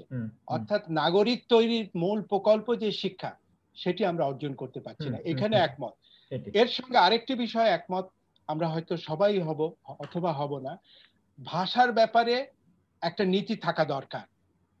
মাধ্যম হবে ভাষা, মানে শিক্ষার মাধ্যম হবে ভাষা, বাংলা ভাষা, কিন্তু ইংরেজি ভাষা চর্চার সুযোগ আমাদের সমাজে থাকতে হবে। এবং অন্যদিকেও যদি আমরা বলি, অন্যদিকেও বলি, আজকে চায়নাতেও কিন্তু আলম ভাই একটু বাইরের দিকেও দৃষ্টি দিতে হবে। আমরা যদি জার্মানকে ধরি, জাপানকে ধরি, কোরিয়াকে ধরি, চায়নাকে ধরি, প্রত্যেকে কিন্তু মাতৃভাষায় শিক্ষিত। কিন্তু যে বইটা নোবেল পুরস্কার পেল ইকোনমিক্সে এই বছর, সেই বইটা 3 মাস লাগবে না, 2 মাসে চলে আসবে চায়নার কোনো অর্থনীতির ছাত্রের হাতে। সেটা হংকং এ আসবে, চাইনিজ ল্যাঙ্গুয়েজে অনুবাদ হবে একেবারে মেশিনের মতো এবং মানসম্পন্ন, এবং সেটা কোটি কপি চলে যাবে প্রত্যেকের হাতে। আমাদের দেশে অনুবাদ সাহিত্যের বাংলা একাডেমির যে দায়িত্বটি ছিল উচ্চশিক্ষার ক্ষেত্রে, বঙ্গবন্ধু সেটি করে দিয়ে গেছিল। আমরা কি কোনো প্রতিষ্ঠান রক্ষা করতে পেরেছি? ম্যান্ডেট তো সব চেঞ্জ হয়ে যায় প্রতিষ্ঠানগুলো, এবং আমলাতন্ত্রই সেই ম্যান্ডেট গুলো চেঞ্জ করে দেয়। এই আর্গুমেন্টটা কিন্তু আমাদের আনতে হবে। আমরা যারা ট্যাক্স পেয়ার, তাদেরকে, আমরা যারা প্রাইভেট সেক্টরে কাজ করি এবং আমাদের রাষ্ট্রকে সহায়তা করি, এই প্রশ্নগুলো কিন্তু নাগরিক অধিকারের অংশ। এখানে যে শর্তটি গড়ে উঠেছে সেটি হচ্ছে সোকল সিভিল সোসাইটি, যেটি এনজিও ভয়েস, এটা কিন্তু পুরোটা শিক্ষার সঙ্গে জড়িত শিক্ষার্থী অভিভাবকের ভয়েস কিন্তু রিপ্রেজেন্ট করে না। মিসরিপ্রেজেন্টেশনও একটা কিন্তু সমস্যা। একই রকম বক্তব্য আমার রয়েছে, একই রকম বক্তব্য কওমি মাদ্রাসাকেও। আমার মনে হয় ওখানে আমাদের এটা বোঝার একটা ভুল রয়েছে। মাদ্রাসায় বড় জোর দুটো কাজ করতে পারে। এক হতে পারে যে সমাজে কতগুলো ধর্মীয় জীবন জীবিকার প্রয়োজন আছে, ইমাম, মুয়াজ্জিন, ইয়ে পড়ানো, জানাজা পড়ানো, এগুলো পড়ানো। এটার জন্য তো হাজারে হাজারে লাখ লাখ মানুষের প্রয়োজন নেই। এটার জন্য ছোট ছোট কিছু প্রতিষ্ঠান, বিশেষায়িত প্রতিষ্ঠানই হতে পারে এক। আর 2 নম্বর, ইসলামী শিক্ষা ব্যবস্থার জন্য সবাইকে, ইসলাম শিক্ষা ব্যবস্থা বা যে কোনো ধর্মীয় শিক্ষা ব্যবস্থার জন্য তো আলাদা প্রতিষ্ঠান, স্কুলের মূলধারার মধ্যেই সেটা হতে পারে, বা যার যার পরিবারের মধ্যে সেটা হতে পারে। আমাদের মনে হয় যে চিন্তার জায়গাগুলোকেও নতুন করে প্রশ্ন করার, নতুন করে পুনর্মূল্যায়ন করার প্রয়োজন রয়েছে। তা নাহলে একই ধারায় চলতে থাকবে ব্যাপারগুলো। কিন্তু আমি ডেটা দিয়ে যদি কথা বলি, এই 10 বছরে মাদ্রাসা শিক্ষায় বিনিয়োগ রাষ্ট্রের দিক থেকেও বেড়েছে, সমাজের দিক থেকেও বেড়েছে। কিন্তু আমরা সবাই বলছি এটা একটা বিপ্লবী শিক্ষানীতি। এর কারণটা, রুটটা সামাজিকভাবে দেখতে হবে। যে আমাদের যারা বিদেশে থাকেন, আমাদের দেশে যারা ভেতরে থাকেন এবং প্রচুর অর্থকড়ি অর্জন করেন, তাদের শেষ জীবনে একটি কাজ হয়, একটি মাদ্রাসা তৈরি করা। আমাদের পলিসি থাকা দরকার যে একটা বিদ্যালয়, আগে প্রাইমারি স্কুল করা হতো এবং এটা আবার চাপিয়ে দেওয়া হয় সরকারের পরে। একটা সময় পর্যন্ত চালিয়ে এটাকে কিন্তু ওই শিক্ষকরা ওইখানে নিয়োগ প্রাপ্তি হলেন, তারপরে রাস্তায় আসলেন যে এটাকে এমপিওভুক্ত করতে হবে। এই জিনিসটা চলছিল আগে প্রাইমারিতে, এখন চলছে সেকেন্ডারিতে, মাদ্রাসাতে এবং কলেজগুলোতে। এখানে পলিটিশিয়ান এবং আমাদের সকল যারা আধুনিক শিক্ষায় শিক্ষিত বাইরেও থাকেন, তারাও কিন্তু গ্রামে বিনিয়োগ করছেন এই কাজে। এই জায়গাটায় সুনির্দিষ্ট পলিসি হওয়া খুব জরুরি। আচ্ছা, আমার আমার পরবর্তী জিজ্ঞাসা হবে আমাদের প্রাথমিক শিক্ষা ব্যবস্থা নিয়ে, কারণ এটা যে কেউ এক বাক্যে স্বীকার করবেন যে এটা হচ্ছে ভিত্তি, এটা হচ্ছে একেবারে বুনিয়াদ, এবং এই জায়গায় যদি কোনো ফাঁকি থাকে, কোনো যদি দুর্বলতা থাকে, তার মাসুল বাকি গোটা জীবন ধরেই দিতে হবে একটি ব্যক্তিকে এবং গোটা জাতিকে। আপনার কি মনে হয় আমাদের যে বর্তমানে যে প্রাথমিক শিক্ষা ব্যবস্থা, সেটা কি যথেষ্ট মানসম্পন্ন, যথেষ্ট বাস্তবসম্মত, বা যথেষ্ট ফলপ্রসূ একটি শিক্ষা ব্যবস্থা, নাকি সেখানে অনেক গলদ, শৈথিল্য, ফাঁকফোকর রয়েছে? যদি থাকে আপনি একটু যদি সে চিহ্নিত করতে পারেন, এবং সেগুলো কিভাবে উত্তরানো যেতে পারে, এবং আমাদের নতুন শিক্ষা ব্যবস্থায় শিক্ষা নীতিতে কিভাবে সেগুলোকে যোগ করা যেতে পারে, একজন সমাজবিজ্ঞানের দৃষ্টিতে আমার মনে হয় আপনি প্রাথমিক শিক্ষা ব্যবস্থায় আলাদাভাবে জোর দিয়ে একটু বিশদভাবে যদি এই জিনিসটাকে একটু ব্যাখ্যা করতে পারেন তার সমস্যা এবং উত্তরণের পথ হিসেবে। ধন্যবাদ আলম ভাই। আমি মনে করি যে শিক্ষার ভিত্তিটা হচ্ছে প্রাথমিক বা মৌলিক শিক্ষাটা। আমি দুটো জায়গায় খুব গর্ববোধ করি। শিক্ষা নিয়ে কাজ করার পেশেন্সটা হচ্ছে এই জায়গাতে। আমার মা প্রাইমারি স্কুলের শিক্ষক ছিলেন। দ্বিতীয়ত হচ্ছে আমি ভালো মন্দ যেটুকু এসেছি আমি কিন্তু ওই প্রাইমারি স্কুলেই পড়ে এসেছি। আমি আজকে অন রেকর্ড বলছি, আমাদের দেশে শিক্ষা নীতি নিয়ে যারা কাজ করেন, শিক্ষা গবেষণা নিয়ে কাজ করেন, তাদের বাচ্চারা আমরা আজকে আর প্রাইমারি স্কুলে পাঠাই না। আমাদের বাচ্চাদের যখন আমরা মূলধারার স্কুলে পাঠাতে পারবো, তখনই মান ফেরত আনার প্রশ্নটা আসবে। এখানেই কিন্তু সমতাটা হচ্ছে না। ইকুইটির জায়গাতে আমরা প্রথম আপোষ করছি আমাদের শিক্ষা ব্যবস্থায়, এবং যারা বড় কথা বলছেন তারা কিন্তু হিপোক্রেসির জায়গা থেকে কাজটি করছেন। দ্বিতীয়ত জায়গায় আসি, যে আধুনিক শিক্ষা ব্যবস্থায় আমাদের তো 6 বছর থেকে প্রাইমারি স্কুল, কিন্তু early child care and development, আমি এই জায়গাতেও কিছু কাজ করার সুযোগ হয়েছে। প্রথম বাচ্চাটি মায়ের গর্ভে আসার 1000 দিনটি হচ্ছে খুব ইম্পর্টেন্ট।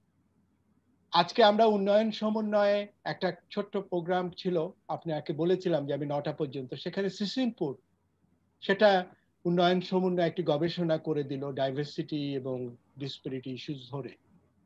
তো সেখানেও কিন্তু এই বিষয়টা আমরা দেখলাম, সেটা হচ্ছে যে আমাদের একটা বিরাট অংশের বাচ্চারা অপুষ্টিতে জন্মায়, এবং সত্যিকার অর্থে নিউট্রিশনটাও পায় না প্রথম 100 দিন, এবং সেই জায়গায় যথেষ্ট সচেতনতা নেই।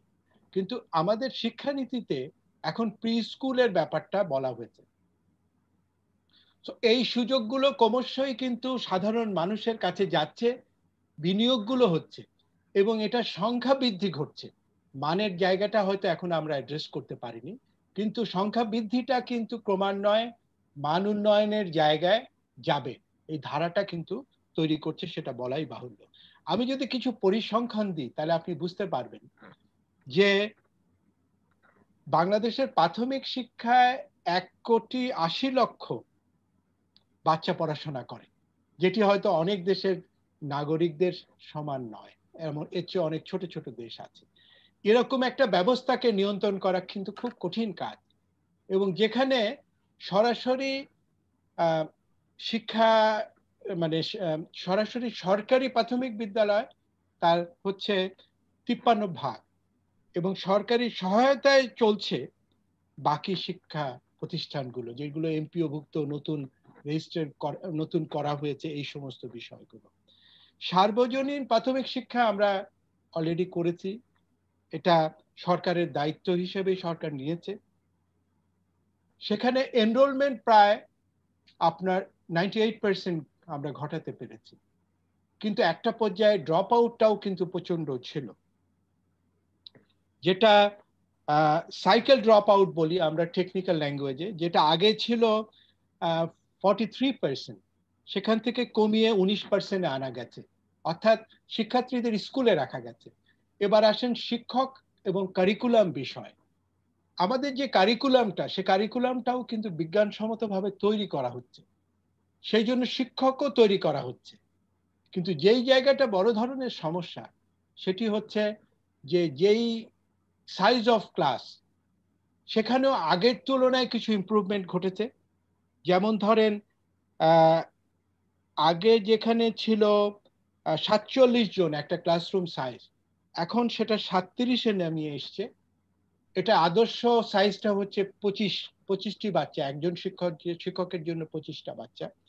এখন আমরা 30-এর মধ্যে স্থির করেছি, এটা আমরা 30-এর মধ্যে নামিয়ে আনবো, 37 থেকে আরো 7 কমিয়ে 30-এর মধ্যে আনবো। আরেকটি হচ্ছে আমাদের একটা অ্যাসেসমেন্ট ব্যবস্থা আছে, যেখানে বাংলা, ইংরেজি, অঙ্ক 2 বছর পর পর একটা থার্ড পার্টি ইভ্যালুয়েশন করা হয়।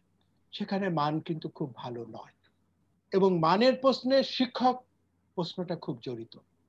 অর্থাৎ ইনপুট আউটপুট যদি আপনি দেখেন, বিশ্ববিদ্যালয় কলেজগুলো যেই শিক্ষক তৈরি করছে, তারাই তো পরবর্তী ভবিষ্যৎ শিক্ষক হচ্ছে। সুতরাং আমাদের ক্রনিক্যালি যে জায়গাটা চ্যালেঞ্জের মুখে আমরা পড়ছি, ইংরেজি, আপনি যেটা বললেন 12 বছর ইংরেজি শিখিয়ে আমরা কোনো ইংরেজি শিখি না। সুতরাং এই জায়গায় একটা মানে সত্যিকার অর্থে ভিন্ন টেকনোলজি ব্যবহার করে, ভাষা স্কিল টেকনোলজি নির্ভর করে খুব দ্রুততার সঙ্গে করার কৌশলের দিকে যেতে হবে। ল্যাব, আমি মনে করি ল্যাঙ্গুয়েজ ল্যাবের দিকে যেতে হবে। এবং আমাদের পড়াশোনা প্যাডাগজির একটা মূল সংকটের জায়গা হচ্ছে, আমরা বলি পড়াশোনার 4টা স্কিল, পড়া, শোনা, বলা, লেখা। আমরা দুটো স্কিল কিন্তু আমাদের জায়গায় রাখি না। কমিউনিকেশন কিন্তু দুটো জিনিস, একটা হচ্ছে বলা এবং লেখা, এই দুটো স্কিলই কিন্তু আমাদের একেবারে প্রাথমিক শিক্ষায় অনুপস্থিত। এবং র্যাশনালিটি, মৌলিকভাবে চিন্তা করতে শেখা, তার কগনিশন লেভেলটাকে মানে জাগ্রত করা, তার নিজের বিশ্লেষণ করার, যুক্তিপ্রবণ করার, এই জায়গাতে কিন্তু শিক্ষকদের যথাযথভাবে আমরা ক্লাসরুমে তৈরি করে পাঠাতে পারছি না। এবং এই সীমাবদ্ধতা নিয়েই আমাদের গোটা শিক্ষা ব্যবস্থা আগাচ্ছে।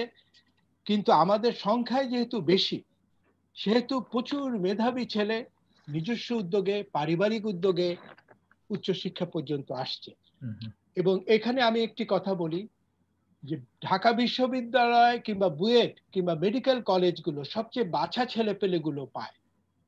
ঢাকা বিশ্ববিদ্যালয় যে মেধা গ্রহণ করে, তাদের আউটপুটের সময় তাদের শিক্ষক এবং পুরো বিশ্ববিদ্যালয় কি চিন্তা করে জাতির জন্য তারা কি আউটপুট দিচ্ছে? এই প্রশ্নের খাড়াখাড়ি উত্তর কিন্তু এখন করবার সময় এসেছে। আচ্ছা, আমরা উচ্চশিক্ষা বিষয়ে একটু পরেই যাব। প্রাথমিক শিক্ষাতে আমরা আরেকটু সময় ব্যয় করি। বিশেষ করে আমার নিজের একটি পর্যবেক্ষণ রয়েছে, সেটি আপনার কথা সূত্র ধরেই বলি। আমিও ব্যক্তিগতভাবে মনে করি প্রাথমিক শিক্ষার সবচেয়ে বড় গলতটা হচ্ছে শিক্ষকের, সবচেয়ে বড় গলদ। এবং এই ক্ষেত্রে আমাদের একটা আসলে মনে হয় একেবারেই একটা সামগ্রিক পরিকল্পনা থাকা দরকার। আমি ব্যক্তিগতভাবে মনে করি শিক্ষক নিয়োগ খুবই গুরুত্বপূর্ণ। শিক্ষক নিয়োগের সময় প্রাথমিক শিক্ষা ব্যবস্থা অন্তত 2-3টি বিষয়ে একেবারে কোনো ছাড় দেওয়ার কোনো সুযোগ নেই, আপোষ করার কোনো সুযোগ নেই। এটা হয়তো অনেকটা রাজনৈতিক শোনাবে, কিন্তু এইটাই আমাদের মূল চালিকা শক্তি, সেটাকে আমরা অস্বীকার করতে পারি না। যে কোনো শিক্ষক প্রাথমিক শিক্ষা ব্যবস্থায় যারা বাচ্চাদের শেখাবে, তাদেরকে বাংলা ভাষা, সংস্কৃতি, জাতীয়তাবাদ তথা মুক্তিযুদ্ধের চেতনায়, একদম সত্যিকার অর্থে যেটা মুক্তিযুদ্ধের চেতনা বলছি, সেটা বিশ্বাসী মানুষ হতে হবে এখানে। এটা একেবারে নিয়োগের ক্ষেত্রেই সেটাকে যাচাই করে নিয়োগ দিতে হবে। বিজ্ঞান মনস্ক, যুক্তিবাদী, বাংলা ভাষা, সংস্কৃতি এবং বাংলার ইতিহাসের প্রতি তার শ্রদ্ধাবোধ, আনুগত্যবোধ থাকতে হবে। এক। দ্বিতীয়ত হচ্ছে শুধু শিক্ষক নিলে চলবে না, সে কিভাবে শিক্ষা দান করবে তার একটা প্রশিক্ষণ, একেবারে নিয়মিত ধারাবাহিক প্রশিক্ষণ থাকতে হবে শিক্ষকদের। আমাদের এখানে আছে কিছু কিছু ইনস্টিটিউট, আমি জানি না তারা কি কদ্দূর শেখায়, সে প্রশিক্ষণের ব্যাপারটার উপর যথেষ্ট জোর দিতে হবে। এবং তৃতীয়ত শুধু তাই নয়, তারা বিদ্যালয়ে এসে শ্রেণীকক্ষে এসে কিভাবে শিক্ষা দান করছে তার একটা নজরদারি, তার একটা মনিটরিং, তার আগে একসময় স্কুল ইন্সপেক্টর ছিল, তারা প্রায়শই যেত, গিয়ে দেখতো তারা কিভাবে কি করছে না করছে, সেই মনিটরিংটাও জোরদার করতে হবে। কারণ আমাদের স্কুলে এই ছোটবেলায় বাচ্চাদের, কোমলমতি শিশুদের মনে যদি আমরা কোনো প্রতিক্রিয়াশীল, কোনো রক্ষণশীল, কোনো মধ্যযুগীয় ধ্যান ধারণা ঢুকিয়ে দিই, একবার সাম্প্রদায়িকতার বীজ ঢুকিয়ে দেই, নারী বিদ্বেষী বক্তব্য যদি দেই, দেশ বিদ্বেষী কথা যদি বলি এখানে, সে বাচ্চাটির মনোজগতে কিন্তু একটা বিষাক্ত ছাপ পড়েই যাবে, এবং এটা বোধহয় ঘটছে, এবং সচেতনভাবে একটি প্রতিক্রিয়াশীল শক্তি কিন্তু শিক্ষক নিয়োগের ভিতর দিয়েও কিন্তু এই কাজটা করছে, কিন্তু আমরা কিন্তু সেটা করতে পারছি না। অন্তত সরকার শিক্ষা ব্যবস্থা আমি মনে করি এদিকে ভীষণ জোর দেওয়া হচ্ছে। আপনি বলেছেন যে অনেক ছাত্র বেশি আমাদের, তারপরও ছোট আকারে হলেও নীতিগতভাবে এটা মানতে হবে। এবং আমি শুনেছি যে বাইরের ইউনেস্কো বা কতগুলো জাতিসংঘ প্রতিষ্ঠান প্রচুর বিনিয়োগ করতে চাইছে বাংলাদেশের প্রাথমিক শিক্ষা ব্যবস্থায়। সেই বিনিয়োগগুলো যদি সঠিকভাবে করা হয়, একটু বাজেট যদি বাড়ানো হয়, আমার মনে হয় এই কাজটা কঠিন হলেও একেবারে অসম্ভব নয়। আমি প্রথমত বলি, অর্থ সমস্যা নয়। বাংলাদেশ সরকার প্রচুর অর্থ ব্যয় করছে শিক্ষার পেছনে, কিন্তু সেই অর্থ গুণগতভাবে ব্যবহৃত হচ্ছে কিনা, পিলফারেজ হচ্ছে বেশি।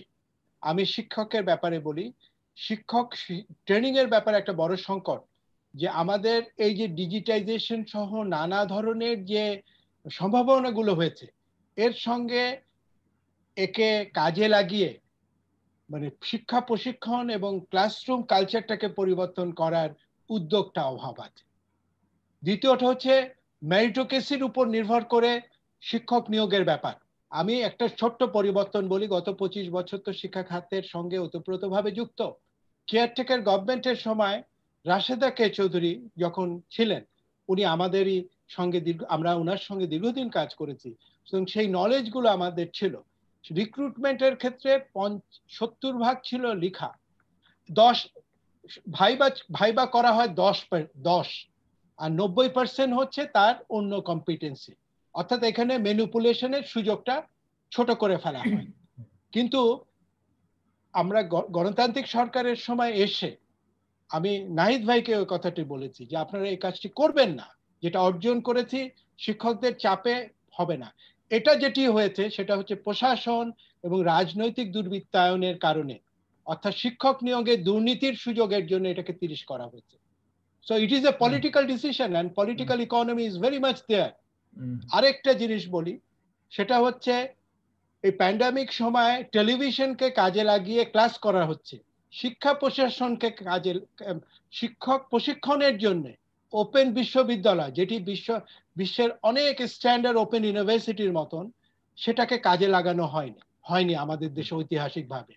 অর্থাৎ টেলিভিশনকে শিক্ষক তৈরির ক্ষেত্রে আমরা যদি কাজে লাগাতে পারতাম, একটা শিক্ষা এতগুলো টেলিভিশন কিন্তু শিক্ষাকে কেন্দ্র করে, স্বাস্থ্যকে কেন্দ্র করে কিন্তু একটা টেলিভিশন গড়ে উঠতে পারে, যারা কন্টিনিউয়াসলি শিক্ষা ব্যবস্থাপনা, শিক্ষক উন্নয়ন, ক্লাসরুম উন্নয়ন, বেস্ট প্র্যাকটিস, কন্টেন্ট ডেভেলপমেন্ট এগুলো নিয়ে এঙ্গেজ হতে পারে।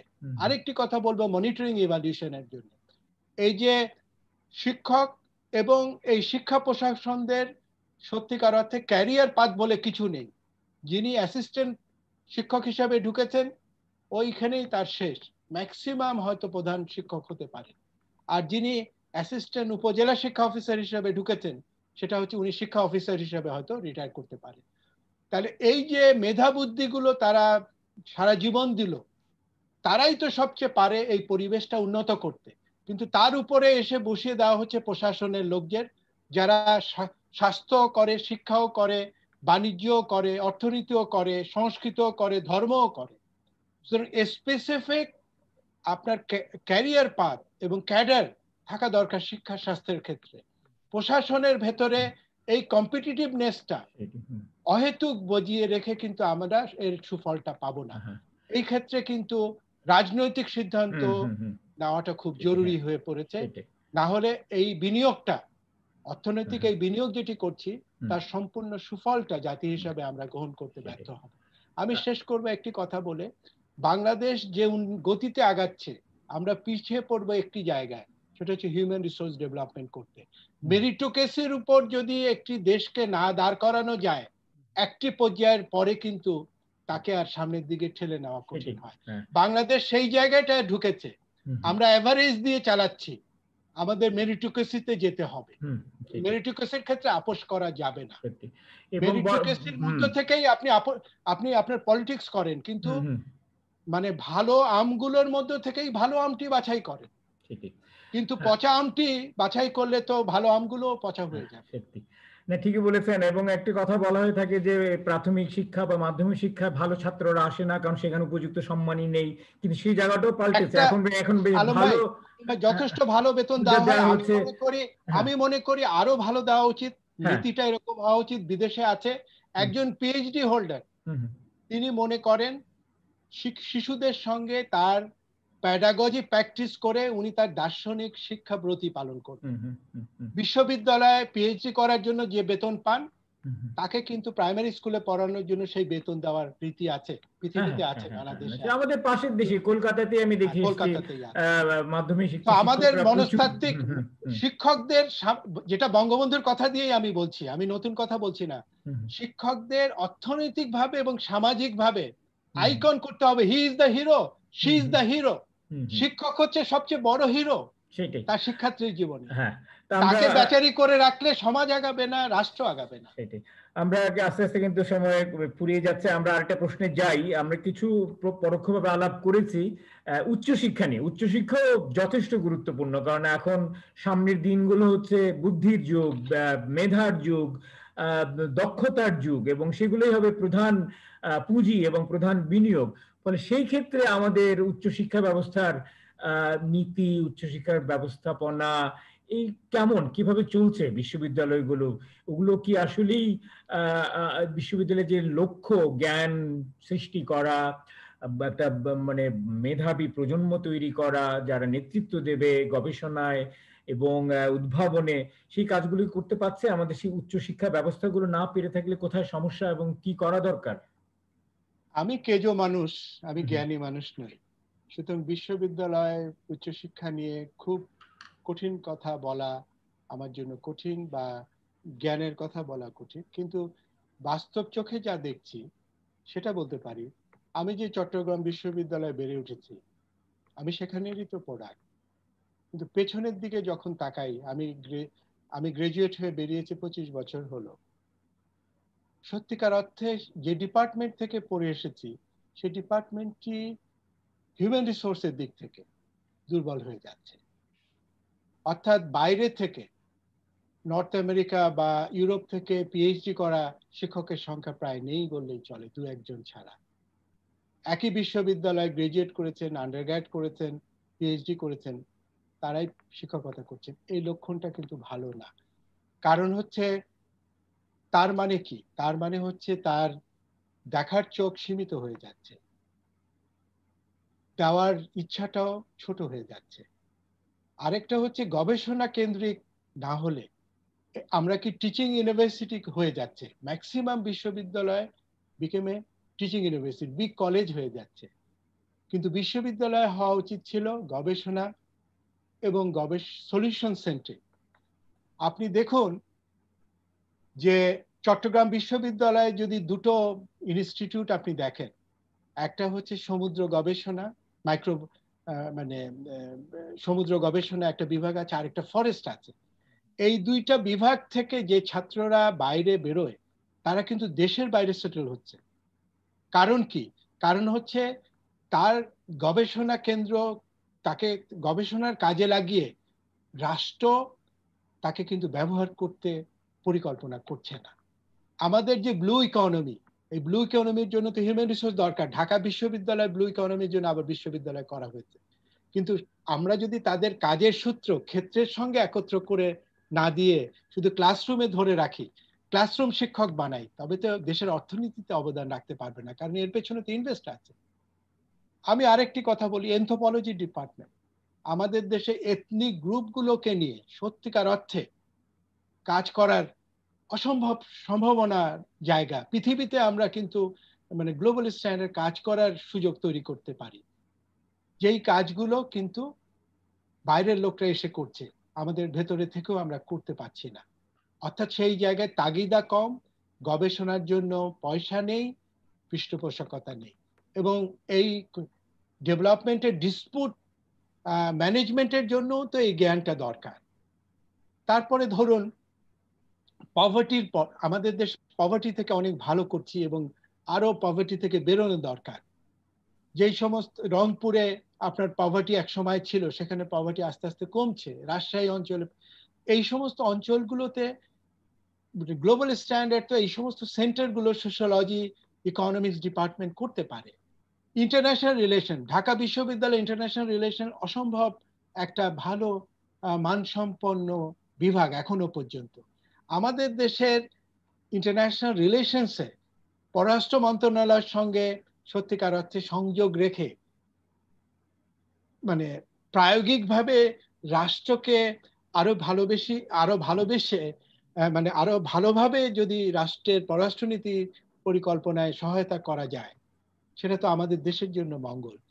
আমাদের দেশে ধরেন বিজনেস আইবি যেমন বিজনেস স্টাডিজ গুলো ঢাকা বিশ্ববিদ্যালয় global standard, BUET global standard. BUET এই ক্ষেত্রে অনেক ফাংশনাল, আমি বলবো আমাদের বড় বড় পরিকল্পনা সঙ্গে কিন্তু বুয়েট সেখানে কনসালটেন্সি দেয় এবং ইনস্টিটিউশন বিল্ডিং এবং হিউম্যান রিসোর্স দিয়ে সহায়তা করে। সো বুয়েটের এই মডেলটা আমি মনে করি আমাদের বিশ্ববিদ্যালয় অন্তত 6-7টা সেন্টার হতে পারে, যেগুলো আমাদের মানে আমাদের বর্তমান চাহিদার সঙ্গে জ্ঞান উৎপাদন এবং প্রায়োগিক প্রয়োগ করে দেশের অর্থনীতি নির্মাণে পরোক্ষ নয় প্রত্যক্ষ সাহায্য নিতে পারে এবং বিদ্যায়তনিক নেতৃত্ব দিতে পারে। এবং এই ঐতিহ্য তো আমাদের আছে, আমাদের যে 5 জন অর্থনীতিবিদ বেরিয়েছেন সেটা তো সেই ঢাকা বিশ্ববিদ্যালয় থেকে। আমার আহ্বান থাকবে দেশের এই অর্থনৈতিক সমৃদ্ধির সঙ্গে সরকারও যেন বিদেশি সহায়তায় আর আমাদের গবেষণা না করতে হয়। যেখানে আমরা প্রায় 5 লক্ষ কোটি টাকার বাজেট করছি, সেখানে আমাদের 5,000 কোটি টাকা R&D জন্য কিন্তু বিনিয়োগ করতে হবে যদি ভবিষ্যতে আগাতে হয়। একই কথা থাকবে আপনার প্রাইভেট সেক্টরের ক্ষেত্রে। আমি এমন অনেক প্রতিষ্ঠানকে জানি যাদের 5 থেকে 10,000 কোটি টাকা হচ্ছে টার্নওভার বছরে। তারা কিন্তু যদি R&D তে বিনিয়োগ করেন তাদের ব্যবসা প্রসার এবং দেশের উন্নয়নে কিন্তু সাহায্য হবে। টাটা এগিয়েছে, ভারতে গিয়েছে, আমাদের দেশেও এই ধরনের প্রাইভেট সেক্টরকে সামনে আসতে হবে। তার লক্ষণ আমরা দেখছি। আমরা বিশ্ববিদ্যালয়ের ক্ষেত্রে প্রাইভেটাইজেশনকে অনেক সময় একতারফিক মানে একচোখা দৃষ্টিতে দেখি। পৃথিবীর অনেক প্রথম বিশ্ববিদ্যালয় 2-3টে বিশ্ববিদ্যালয় শ্রেষ্ঠ সবগুলোই কিন্তু প্রাইভেট সেক্টর।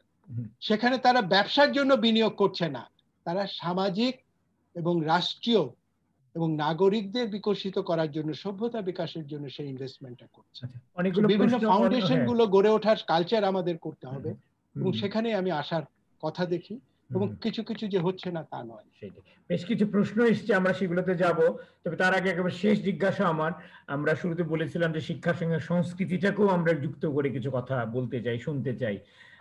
শিক্ষার সঙ্গে যে সংস্কৃতির মেলবন্ধন না ঘটে ঠিকঠাক মতো, তাহলে কিন্তু সেটা একেবারে কেজো রুক্ষ একটা শিক্ষায় হয়ে যাবে। মানবিক উৎকর্ষ, মানসিক উৎকর্ষে বিকাশে কিন্তু সেটা করে কাজ করবে না। আমাদের শিক্ষা ব্যবস্থায় সংস্কৃতির স্থানটা কতটুকু, বিশেষ করে প্রাথমিক মাধ্যমিক পর্যায়ে, এবং সেক্ষেত্রে কি কোনো আদৌ কোনো চিন্তা ভাবনা, কোনো বিনিয়োগ কি আছে চারুকলা, কারুকলা সবকিছু মিলিয়ে একটা ছাত্রকে পূর্ণাঙ্গ মানুষ, পূর্ণাঙ্গ নাগরিক হিসেবে গড়ে তোলার একটা প্রক্রিয়া, বা কি করা দরকার যদি কিছু কোথাও কোনো ফাঁক ফোকর থেকেই থাকে? আপনি যদি মতিউর রহমান, আমাদের যে প্রথম আলোর সম্পাদক, মতিউর রহমানের শিক্ষক ছিলেন হচ্ছেন মুর্তজা বশির, আর্ট টিচার ছিলেন। আমাদের ঐতিহ্য ছিল, উনি তো পুরানো ঢাকা স্কুলেই পড়াশোনা করেছেন। আমাদেরও কিন্তু আর্ট টিচার ছিল, আপনিও নিশ্চয়ই স্মরণ করতে পারেন। আপনি ক্যাডেট কলেজে পড়েছেন, সেটা হয়তো আরেকটু ভালো পরিবেশে। কিন্তু একসময় গান, কবিতা, আবৃত্তি, বিতর্ক, দাওয়াল পত্রিকা করা, লাইব্রেরি। আপনি নাসিরাবাদ স্কুলে পড়েছেন, আমি তো নাসিরাবাদ স্কুলের লাইব্রেরিটা চোখে ভাসছে আমার। এখন এগুলো নেই, মানে বিদ্যালয় পর্যায়ে এগুলো নেই। একজন লাইব্রেরিয়ান ছিলেন, অসম্ভব আদরে একটা লাইব্রেরিয়ান ছিলেন, আমাদের লাইব্রেরি ক্লাস ছিল। তো এগুলো তো ছিল। বিশ্ববিদ্যালয়, স্কুল, কলেজে নিয়মিত আপনার এই বিষয়গুলো কিন্তু বার্ষিক অনুষ্ঠানের মধ্য দিয়ে এবং রুটিন, সাপ্তাহিক রুটিনের মধ্য দিয়ে কিন্তু আমাদের ইনবিল্ট ছিল কারিকুলামের মধ্যে, এটা স্পষ্ট। আমি বিশ্ববিদ্যালয় জীবনে সংস্কৃতির পাত্তাবার উদ্বেগ দেখেছি। সেখানে চলচ্চিত্র সংসদ ছিল, সেখানে ডিবেট ছিল, সেখানে সত্যিকার অর্থে ফটোগ্রাফি ছিল। ঢাকা বিশ্ববিদ্যালয়, বিশেষত টিএসসি কে কেন্দ্র করে তো সেটা আছে, চাকসুতেও তো আছে, কিন্তু সেগুলো তো এখন ওইভাবে কাজ করছে না। এর দুটো, বা করছেও কিছু কিছু, আমি ঢাকা বিশ্ববিদ্যালয়ে কিছু কিছু ছেলেপেলেকে এখনো আমার কাছে প্রাথমিক এবং মাধ্যমিক পর্যায়ে বিশেষ করে এটা মাধ্যমিক এবং প্রাথমিক পর্যায়ে এটা কিন্তু একটা বড় ধরনের প্রশাসনিক সিদ্ধান্তের মাধ্যমে বন্ধ করে দেওয়া হয়েছে 75 পরে। এবার কিন্তু আবার শুরু হয়েছে গানের শিক্ষক এবং মানে ছবি আঁকার শিক্ষক দেওয়ার। এটা সংখ্যায় কম, কিন্তু এটা আবার ফেরত আনার চেষ্টা করা হচ্ছে। এবং আরেকটি হচ্ছে খেলাধুলাও একটা ইম্পর্টেন্ট, ফিজিক্যাল এবং মেন্টাল দুটোই। সেখানে খেলাধুলারও কিন্তু ঐতিহ্যটা ক্রমশই ফেরত আনার চেষ্টা করা হচ্ছে। প্রাইমারিতে বঙ্গবন্ধু এবং আমাদের বঙ্গমাতা, সেটা মেয়েদের জন্য এবং ছেলেদের জন্য এক ধরনের জাতীয় পর্যায়ে খেলোয়াড় তৈরির একটা প্রকল্প আছে। এবং আরেকটি জায়গায় নেতৃত্ব ডেভেলপ করা খুব ইম্পর্টেন্ট। সেখানে স্কুল পর্যায়ে চেষ্টা করা হচ্ছে যে শিক্ষার্থী পার্লামেন্ট তারা যেন তাদের বিশ্ববিদ্যালয়, তাদের স্কুল পরিবেশটা, ক্লাসরুমটা, লিডারশিপটা দিতে পারে, সেগুলোর একটা তৈরি করার চেষ্টা আছে। কলেজ বিশ্ববিদ্যালয়ে দীর্ঘ সময় পলিটিক্যাল কারণে ছাত্র সংসদ অকার্যকর। ছাত্র সংসদ অকার্যকর করলে সংস্কৃতি এবং লিডারশিপ দুটাই ক্ষতিগ্রস্ত হয়, এবং সেখানে কিন্তু মাদক সহ মাস্তানি তখনই বিকশিত হয়, এবং এটা সরাসরি রাজনৈতিক অর্থনীতির সঙ্গে যুক্ত। এবং আমাদের সামরিক শাসন যেই সময় এসছে সেই সময় সংস্কৃতির উপর আঘাতটা এসছে, এবং আমরা মূলত সংস্কৃতি আন্দোলন করতে যেই পলিটিক্যাল রাজনীতি আন্দোলনে এসছি। তো সেই জায়গায় আমি যদি একটি কথাই বলি যে চিটাগংয়ের শিবির একসময় পুরো দখল করে নিয়েছিল। আমরা বিজয় মেলার করেছিলাম একটি মাত্র কারণে, সেটা হচ্ছে ঢাকের বাড়ি অর্থাৎ ঢোলের বাড়ি দিয়ে যদি আমরা নামতে পারি তবে আসলে ওদের বিরুদ্ধে একটা বড় উচ্চারণ করা গেল, এবং সেটা তো পারা গেছে 90-এর পরে। চিটাগং বিশ্ববিদ্যালয় এবং চিটাগং কলেজ এবং প্রত্যেকটা কলেজ তো তাদের নিয়ন্ত্রণে ছিল, সেখান থেকে তো বেরিয়ে আসতে পেরেছে। সময় লেগেছে, এবং সময়টা হয়তো আরো দিতে হবে আমাদের এই কালো ছায়া থেকে বেরিয়ে আসার জন্য। এবং এক্ষেত্রে আমি লাস্টে একটি কথা বলবো, শিক্ষা মন্ত্রণালয়, সংস্কৃতি মন্ত্রণালয়, ক্রীড়া মন্ত্রণালয় একটা ত্রিপাক্ষিক সম্পর্ক থাকা দরকার। মানে স্কুল, কলেজ, বিশ্ববিদ্যালয়কে কেন্দ্র করে খেলোয়াড় তৈরি, সংস্কৃতি কর্মী তৈরি করা এবং সংস্কৃতি আবহ তৈরি করা। এবং যেটি আপনি বললেন, ইনফরমালিও তো নাগরিক তৈরির জন্য এগুলো দরকার। হ্যাঁ, তো অনেক বেশি কার্যকর, সংস্কৃতি অনেক বেশি কার্যকর, তার মনস্তাত্ত্বিক গঠনটা নাগরিক হিসেবে তার নাগরিক দায়িত্ব তৈরি করার জন্য। অনেক ধন্যবাদ। আমরা এবার তালিকা মুক্ত আলোচনায় যাই। বেশ কিছু মন্তব্য এসছে, আমি একটু একটু করে পড়ে শোনাই, আপনি যেখানে বলার প্রয়োজন মনে করবেন আপনি নিজে থেকে বলবেন। এরপর আমরা প্রশ্ন নেব কিছু, যারা এখানে আছেন, জুমে আছেন, তাদের কাছ থেকে কিছু প্রশ্ন নেব। বায়েজিদ লিমন লিখেছেন এক্সেলেন্ট ডিসকাশন। রিমা লিখেছেন formative discussion going on, thanks for organizing such wonderful program. IPhone থেকে একজন লিখেছেন, তার পরিচয়টি নেই, ইয়েস এডুকেশন হেলথ আর related to political issue. IPhone থেকে আবার বলছেন well said, thanks to all. Abdullah Nadvi, to everyone, আমরা কি প্রশ্ন করতে পারি? উনি আমার বন্ধু মিতা, ডক্টর মিতা সোভান, উনি প্রফেসর। আচ্ছা আচ্ছা আচ্ছা, গত প্রোগ্রামে থাকতে পারেননি, যেটা জানি। চন্দন শফিকুল কবির আমার সেই বন্ধু, লন্ডন থেকে, তিনি শিল্পী, তিনি একটি গুরুত্বপূর্ণ প্রশ্ন করেছেন, তিনি খুব রাজনীতি সচেতন মানুষ, যে মাদ্রাসায় পড়ুয়াদের আরবি ভাষা শেখার সাফল্য কতটুকু? ইংরেজি শেখার সাফল্যের মতোই নাকি আরো খারাপ? এই ভাষা শিখে যে বেশিরভাগই যোগাযোগের সামর্থ্য নয় তা তো স্পষ্ট। কেবলমাত্র আরবি ভাষী অঞ্চলে কাজের জন্য এই শিক্ষা ব্যবস্থা থাকাটা কি জরুরি? কিন্তু ইউরোপের ডজন খানেক ভিন্ন ভাষাভাষী দেশে লক্ষ লক্ষ বাংলা ভাষীরা তো স্থানীয় ভাষা শিখে দিব্যি নিজেদের জায়গা করে নিয়েছে। এক কথায় চলমান রাজনৈতিক, সামাজিক ও চলমান রাষ্ট্রিক প্রশাসন ব্যবস্থা টিকিয়ে রেখে এই আলোচনায় উঠে আসা বিষয়াদি বাস্তবায়ন কি সম্ভব? মানব উন্নয়নে কম পচা আম সংগ্রহ পদ্ধতিতে গণতন্ত্রায়ন যে পর্যায়ে, তাতে আশাবাদ কেবল কথার কথা নয় কেন, একটু বলতেন যদি। তারপর রিমা আবার বলেছেন, সম্মানিত আলোচকের কাছে আমার প্রশ্ন, একদিকে আমরা দেখছি অনেক বিশেষজ্ঞ যথাযথ প্রস্তুতি ছাড়া নতুন নতুন বিশ্ববিদ্যালয়ে করার সমালোচনা করছেন, অন্যদিকে প্রতি বছর বিশ্ববিদ্যালয়ে ঢোকার জন্য ছাত্রছাত্রীদের দারুণ সংগ্রাম করতে হচ্ছে। এক্ষেত্রে আপনার অবস্থানটি কি? মাহবুব মাসুদ লিখেছে, শিক্ষার বাণিজ্যিকরণ প্রশ্নে আপনার অভিমত শুনতে চাই। একদিকে সরকারের যথেষ্ট সম্পদ নেই যা দিয়ে বিপুল জনগণের শিক্ষা চাহিদা পূরণ সম্ভব, অন্যদিকে বেসরকারি খাতে যারা শিক্ষা দিচ্ছেন তাদের তদারকি করার মতো যথেষ্ট দক্ষতা সরকারের রয়েছে কিনা তা নিয়েও সন্দেহ রয়েছে।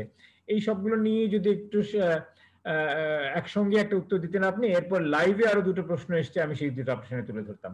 এগুলো নিয়ে যদি একটা আপনার বক্তব্য দিতেন।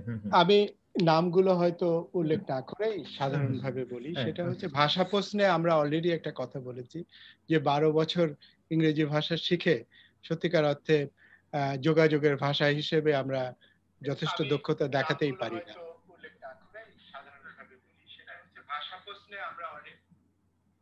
হ্যালো, বলুন। আরবি ভাষার ক্ষেত্রেও হয়তো এমনটি ঘটবে বা ঘটছে। এই ক্ষেত্রে সবচেয়ে জরুরি যে বিষয়টা, ঢাকা বিশ্ববিদ্যালয়ে ভাষা ইনস্টিটিউট আছে। সো ভাষাকে শেখার জন্য সত্যিকার অর্থে লাক্সই কমিউনিকেশন দক্ষতাটা দেওয়া দরকার। আপনি মধ্যপ্রাচ্যে যারা যাচ্ছে তারাও তো ওইখানে যে কমিউনিকেট করতে পারে।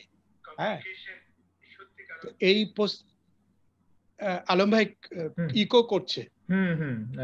দেখছি আমি। হ্যাঁ, কেউ মনে হয় বন্ধ নাই, সেটা দেখা দরকার।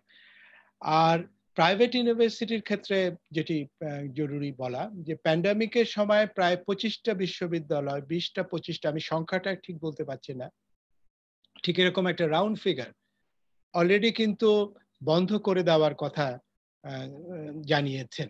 সো মিডিয়া, আপনি দেখেন বাংলাদেশের মিডিয়া, সবার একটি মিডিয়া দরকার, আমাদের সোকল ধনিকদের সবার একটি বিশ্ববিদ্যালয় দরকার, সবার একটি ব্যাংক দরকার, সবার একটা বীমা দরকার। এগুলোই কিন্তু পরবর্তীতে সংকট তৈরি করে এবং তারা আবার ধর্ণা দেয় সরকার যেন তাদের সাহায্য করে। সো এটা রাষ্ট্রীয় পৃষ্ঠপোষকতায় কিন্তু এই ধনিকরা এই জিনিসগুলো করে।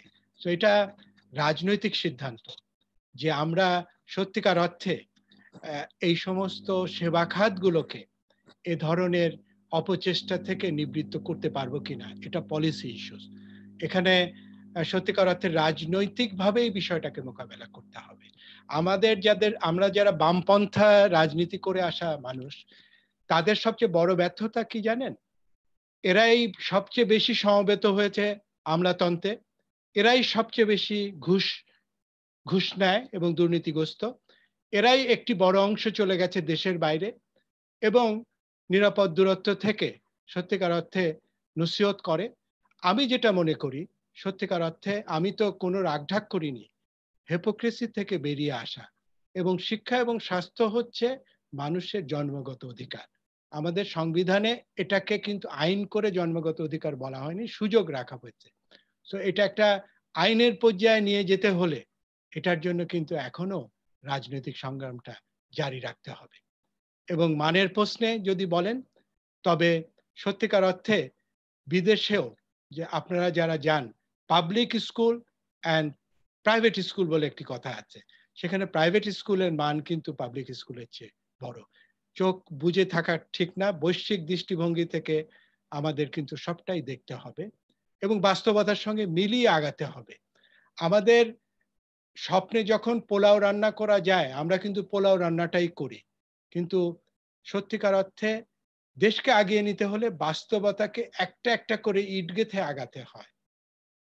এই বাস্তবতাটা কিন্তু বারবার মনে রাখা দরকার এবং এর শক্তির জায়গা হচ্ছে যে বৃহত্তর যে স্টেক হোল্ডার আছে এদেরকে সচেতন করা।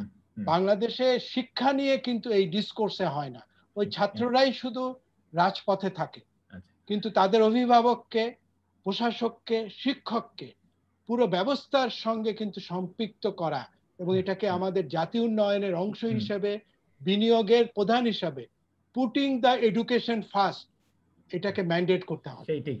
আচ্ছা, আমাদের লাইভে যারা দেখছেন, এখানে কয়েকটি বেশ গুরুত্বপূর্ণ মন্তব্য এসছে। আব্দুল্লাহ নাদভি, উনি লিখছেন, শিক্ষার মানোন্নয়ন নিয়ে আলোচনা কিছু সূচকের বিচারে আমরা কোথায় আছি সে আলাপে সীমাবদ্ধ থাকে। আজকের আলাপে এর বাইরে গিয়ে পলিটিক্যাল ইকোনমির উপর কিছুটা আলোকপাত করা হয়েছে। আলোচকের কাছে অনুরোধ থাকবে এই বিষয়টি নিয়ে আরো বিস্তারিত কাজ করার। তিনি এটা অনুরোধ করেছেন, বিস্তারিত কাজ। ধন্যবাদ নাদভি, আমরা একসঙ্গে এই কাজটা করব, কারণ আমরা বাস্তব অভিজ্ঞতার মধ্য দিয়ে, ফিগারের মধ্য দিয়ে গত 1.5 বছর যাচ্ছি। তোমাদের টিমকে এবং তোমাকে ধন্যবাদ। আমাকে এই চাপের মধ্যে রেখো, আমরা দেখি এটা নিয়ে কাজ করতে পারি কিনা। শুভ্র গুদা লিখেছেন, সাধারণত দেখতে পাই সচেতন ছাত্র, অভিভাবক, চিন্তাবিদরা শিক্ষা খাতে বাজেট বরাদ্দ বৃদ্ধি নিয়ে সোচ্চার, কিন্তু বিগত কয়েক দশকের বাজেট বিশ্লেষণ করলে দেখা যাবে যা বরাদ্দ দেওয়া হয় তার বড় অংশ চলে যায় ভবন সহ অন্যান্য অবকাঠামো তৈরির পেছনে। শিক্ষা খাতে বাজেট বরাদ্দের আকারের চেয়ে ব্যয় অগ্রাধিকার নিয়েই বেশি আলাপ হওয়া উচিত নয় কি?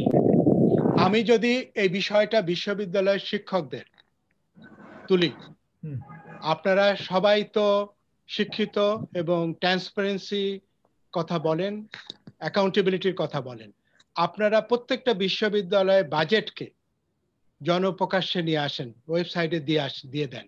ঢাকা বিশ্ববিদ্যালয় এই বাজেটে 850 কোটি টাকা, যার প্রায় বেশিরভাগটাই হচ্ছে বেতন, অবকাঠামো। এই জায়গাতে সত্যিকার অর্থে এত সংখ্যক ছাত্র নেওয়ার যুক্তিটা কি? এবং সেখানে আবার ডবল শিফটে আমরা যাচ্ছি, এবং সেখানকার বিশ্ববিদ্যালয়ের শিক্ষকরা কে কোথায় প্রাইভেট ইউনিভার্সিটিতে আছে, সেখানে ছাত্ররা এবং শিক্ষকরা এই লিস্টিংটা কেন করে না? এবং কেন শিক্ষা মন্ত্রণালয়কে বলতে হয় যে বিশ্ববিদ্যালয়ে চাকরি করে ব্যবসা করা যাবে না এবং অন্য বিশ্ববিদ্যালয়ে গেলে বা অন্য কোনো গবেষণায় গেলে যেতে হবে? আমরা যারা গবেষণা করি, আমরা যদি কোনো প্রতিষ্ঠানের হয়ে ব্যক্তিগতভাবে গবেষণা করি, 15% লেভি দিতে হয়, আমাদের ভ্যাট দিতে হয়, 15% ভ্যাট দিতে হয়, 10% ট্যাক্স দিতে হয়। এই জায়গাগুলো কিন্তু আছে। শিক্ষিত মানুষ সেলফ গভর্নেন্সের জায়গা থেকে নিজেকে প্রশ্ন করি না কেন? আচ্ছা, আমার একজন ব্যবসায়ের মতন চেম্বারটা দরকার কেন? একজন শিক্ষকের ব্যবসায়ের মতন তার বিশ্ববিদ্যালয়ে সেই চেম্বারটা তার প্রয়োজন কেন? তিনি তো বেছে নিয়েছেন শিক্ষকতা, যে এটা হচ্ছে ভিন্ন পেশা। তার তো কত বড় রুমে বসে আছেন, কত বড় চেয়ারে বসে আছেন সেটা পরিচয় না। আচ্ছা, আমাদের আরো বেশ কিছু মন্তব্য এসছে, আমি দ্রুত সেগুলো বলে যাই। লন্ডন থেকে শাহিন আক্তার হামিদ, উনি চট্টগ্রাম বিশ্ববিদ্যালয়ের শিক্ষক ছিলেন ফিজিক্সের, উনি লিখছেন, বিশ্ববিদ্যালয়গুলোতে যেভাবে রাজনীতি চলে তাতে সঠিকভাবে গবেষণা করার সুযোগ নাই বললেই হয়। তিনি আরো লিখেছেন, যারা শিক্ষক হবেন তাদের অবশ্যই ট্রেনিং না থাকলে অধিকার দেওয়া হবে না। আলম খুশিতে প্রস্তাবটা খুবই দরকারি। তিনি লিখেছেন, গবেষণা সংক্রান্ত প্রচুর যন্ত্র কেনা হয়, তা কখনো ব্যবহার করা হয় না, বছরের বছর ওগুলো স্টোরে পড়ে থাকে, ওগুলো কিনতে হয়, তাই কিনছে, কিন্তু ব্যবহার করছে না। এগুলোর জন্য প্রবীণ ও ক্ষমতাধর শিক্ষকগণ তাদের সম্পত্তি হিসেবে রেখে দিচ্ছেন। আমি ব্যক্তিগত অভিজ্ঞতা থেকে বলছি। চট্টগ্রাম বিশ্ববিদ্যালয়ের আরেকজন শিক্ষক মাইনুল হাসান চৌধুরী, আমাদের বন্ধু, তিনি বলছেন, প্রাইমারিতে ক্লাস সাইজ যদি সত্যি 37 হয় তবে বাংলাদেশের সমাজ বাস্তবতার সেটাকে বড় অর্জনই বলতে হবে। খোরশেদ প্রাইমারি শিক্ষা ব্যবস্থা যে স্বদেশ চেতনা, অসাম্প্রদায়িক মনোভাব শেখানোর কথা বলছে, তা এরকম বিচিত্র ধরনের শিক্ষা প্রতিষ্ঠানের বিপুল বিস্তারের কারণে প্রায় অসম্ভব হয়ে গেছে। তিনি আরো লিখেছেন, বাইরে পড়াশোনা করার জন্য যে বৃত্তি দরকার তা শিক্ষকদের কাছে না এসে অন্য পেশার লোকের কাছে চলে যাচ্ছে। যাই হোক, আমরা এগুলো শুনলাম। এবার আমি জুমে যারা আছেন তাদের থেকে একজন হাত তুলেছেন, আমি দেখতে পাচ্ছি, মোহাম্মদ মাসুদুল হাসান। আপনি আপনার মাইক্রোফোনটি অন করে আপনার বক্তব্য বা প্রশ্ন রাখতে পারেন। মাসুদুল হাসান। স্যার, আমি খুব মনোযোগ দিয়ে আলোচনাটা শুনছিলাম, খুবই ভালো লাগতেছিল। তো আমার একটা জানার জায়গা হচ্ছে, আপনি কি শুনতে পাচ্ছেন? হ্যাঁ, শুনতে পাচ্ছি। আচ্ছা, কোভিড মহামারী শুরুর পর থেকেই অনলাইনে শিক্ষা প্রসার নিয়ে খুব তোড়জোড় দেখা যাচ্ছে, কিন্তু আমরা যতটুকু জানি যে যারা অতি দরিদ্র তাদের 9% পরিবারই ইন্টারনেট অ্যাক্সেস নেই, এবং গ্রাম অঞ্চলে তো নেই বললেই চলে। তো কাজেই অনলাইন শিক্ষা প্রসারে তাদের বঞ্চিত হওয়ার সম্ভাবনা কি বেশি নয়? আপনি কি মনে করেন এই বিষয়ে? শুধু বেশি নয় না, এটা তো সত্যিকার অর্থেই এক্সেসের দিক থেকে একটা তো ডিসপ্যারিটি বলতে হবে। আপনার ফিগারটা আরো অনেক বেশি। যেমন ধরুন, ফিচার ফোন যারা ব্যবহার করে তাদের পক্ষে কিন্তু সম্ভব না ইন্টারনেটে অ্যাক্সেস নিয়ে এই বিষয়গুলো করা, এবং সেখানে আইফোন বা স্মার্টফোনের সংখ্যা কম, ইন্টারনেটের তো বটেই। সো এই জায়গাটা, এটা একটা মন্দের ভালো হিসেবে সরকার নিজেও কিন্তু বলছে এটা মন্দের ভালো হিসেবে। এটা কিন্তু একটা বড় ধরনের ক্ষতির জায়গা, এবং সত্যিকার অর্থে অর্থনৈতিক যে ক্ষতি, এটা হয়তো আমরা 2 বছরে সারাই করে নিতে পারবো, কিন্তু শিক্ষাক্ষেত্রে যে ক্ষতিটা হচ্ছে এটা নিয়ে সত্যিকার অর্থে আরো অনেক বেশি মনোযোগ দেওয়া দরকার। আসলে এর এক্ষেত্রে আবার এটার এখানে আবার রাজনৈতিক ব্যবহারও হবে। অনেকে আচ্ছা, অটো পাস, আচ্ছা। আমার মনে আছে না, যে আরো কয়েকজনের কিছু প্রশ্ন করবেন আর কি। হ্যাঁ, একটু সংক্ষেপে উত্তরটা দিয়ে দেন এটা। হ্যাঁ, কি তো বলছিলেন? সেই হ্যাঁ, ক্ষেত্রে এটা তো সত্যই যে হ্যাঁ, মানুষ একটা বিরাট অংশের হুম, মানুষ হুম, বাইরে থাকছে আচ্ছা, এই ঠিক, শিক্ষা হ্যাঁ। সুবিধার অনেক ধন্যবাদ। আপনি যেটা বলেছিলেন যে এক্ষেত্রে টেলিভিশনটাকে তারা আরো কার্যকরভাবে ব্যবহার করতে পারা উচিত ছিল সরকারের হাতে, কিন্তু সেটা তারা যে কোনো কারণে করতে পারেনি। এটা উদ্যোগ শুরু সেখানেও করেছিল। ইলেকট্রিসিটি, হ্যাঁ, সেখানে ইলেকট্রিসিটি একটা বড় ব্যাপার আছে। না, অনেকের কাছে হ্যাঁ, টেলিভিশন নাই, সুতরাং হুম, হুম, একটা না, মানে কমিউনিটি একটা অংশ স্কুল বাদই স্কুলে, যাচ্ছে, হ্যাঁ, হ্যাঁ, ঠিক আছে। এক্সক্লুডেড থাকছে। হ্যাঁ, অনেক ধন্যবাদ। আব্দুল্লাহ নাদভি অনেক আগেই বলেছিলেন তিনি এটা প্রশ্ন করতে চান। আব্দুল্লাহ নাদভি, এখন আপনার সুযোগ। আমি এরপরে বায়েজিদ লিমনের কাছে যাব, তিনিও হাত তুলেছেন। আব্দুল্লাহ নাদভি, আপনার প্রশ্নটি করুন। জি, ধন্যবাদ। হুম, আমার প্রশ্নটি হচ্ছে যে শিক্ষাকে আমরা পণ্য হিসেবে বিবেচনা না করতে চাইলেও এটাও সত্য যে শিক্ষা খাতে মোট যা ব্যয় হয় এখনো তার শতকরা ৪৫ থেকে ৫০% মতো জনগণকেই বহন করতে হচ্ছে। ফলে আমরা এক হিসেবে বলা যায় সেবা কিনছি। তো সেবা যারা ক্রয় করছেন তাদের কোনো অ্যাসোসিয়েশন, ধরা যাক কনজিউমার অ্যাসোসিয়েশনের মতো, আমাদের এখানে অনুপস্থিত। সেক্ষেত্রে আমাদের সিভিল সোসাইটিকে এরকম উদ্যোগ নিতে পারে কিনা, যারা জবাবদিহিতার মুখোমুখি করবে, যারা সার্ভিস প্রোভাইড করছেন। সার্ভিস প্রোভাইডাররা গভর্নমেন্ট হতে পারেন বা নন গভর্নমেন্ট হতে পারে, প্রাইভেট বিশ্ববিদ্যালয় হতে পারে, সরকারি বা পাবলিক বিশ্ববিদ্যালয় হতে পারে। তো ওরকম কোনো প্ল্যাটফর্ম আমরা আমাদের এখানে দেখছি না কেন? কারণ শিক্ষা একটি পণ্য হিসেবেও যদি বিবেচনা করি, খুবই গুরুত্বপূর্ণ পণ্য, এবং আমরা একটা বড় অংশ ব্যয় করছি। হাউস হোল্ড ইনকামের যে সার্ভে, সেখান থেকে দেখা যায় মোট ব্যয়ের প্রায় 16% একটি বাড়ির খরচ হয় শিক্ষার পেছনে। ফলে এটার জন্য আমরা জবাবদিহিতা চাইতে পারি কিনা, বা সেটার জন্য সিভিল সোসাইটির উদ্যোগ নেওয়া যেতে পারে কিনা। হ্যাঁ, খুব নাদভি, খুব খুবই ইম্পর্টেন্ট গুরুত্বপূর্ণ প্রশ্ন। প্রশ্ন। সাখাওয়াত বলেন। হ্যাঁ, এটা শুধু শিক্ষা নয়, এটা স্বাস্থ্য সহ সেবা খাত, টেলিফোন খাত, এটা ধরেন ফিনান্সিয়াল খাত, প্রত্যেকটা খাতের ক্ষেত্রে এটা সত্য যে কনজিউমার রাইটস প্রোটেকশনের কোনো কিছু নাই। এই জায়গাগুলোতে আমাদের যারা সিভিল সোসাইটি মুভমেন্ট করি আমরা, হ্যাঁ, ধরেন ক্যাম্পি প্রাইমারি মাস এডুকেশনের জন্য করা হয়েছিল, কিন্তু এটা হচ্ছে এনজিওদের কোয়ালিশন রাদার দেন যারা ডিফারেন্ট স্টেক হোল্ডার তাদের থেকে। তো ঐতিহাসিকভাবে আমি যেটা মনে করি, এই পাবলিক গুডস, বিশেষত শিক্ষা এবং স্বাস্থ্য খাতটা, এটা একটা রাজনৈতিক অর্থনীতির সঙ্গে যুক্ত। রাজনৈতিক দলগুলোর এখানে একটা বড় ধরনের সুযোগ ছিল, এবং ছাত্র সংগঠনগুলোর এখানে একটা বিরাট গুরুত্ব ছিল। আমি একইভাবে বলবো, নতুন এই বাস্তবতায় তাদের কিন্তু শুধু রাজনৈতিক অ্যাক্টিভিটিস নয়, তাদের কিন্তু গবেষণার মনোযোগটা দেওয়া দরকার, এবং পাবলিক ইন্টেলেকচুয়ালদেরও কিন্তু এই জায়গায় এই সমস্ত গোষ্ঠী গড়ে তোলার ক্ষেত্রে মনোযোগ হতে পারে। সুতরাং সেই দিক থেকে আমি মনে করি শুরু করবে কে? আমি মনে করি ছাত্র সংগঠনগুলো, তাদের অভিভাবক, শিক্ষক সহ সবখানে। যেমন ধরেন শিক্ষকরাও মানসম্মত শিক্ষার ক্ষেত্রে এবং এই পলিসির ক্ষেত্রে শিক্ষকদের অনেক অ্যাসোসিয়েশন আছে, কিন্তু তারা ট্রেড ইউনিয়নের মতন সরকারের সঙ্গে দিন দলবার করে বলে সত্যিকার অর্থে শিক্ষার বিষয়ে তাদের স্টেকটা মানের সঙ্গে যুক্ত না, তাদের বেতন সুযোগ সুবিধার সঙ্গে যুক্ত।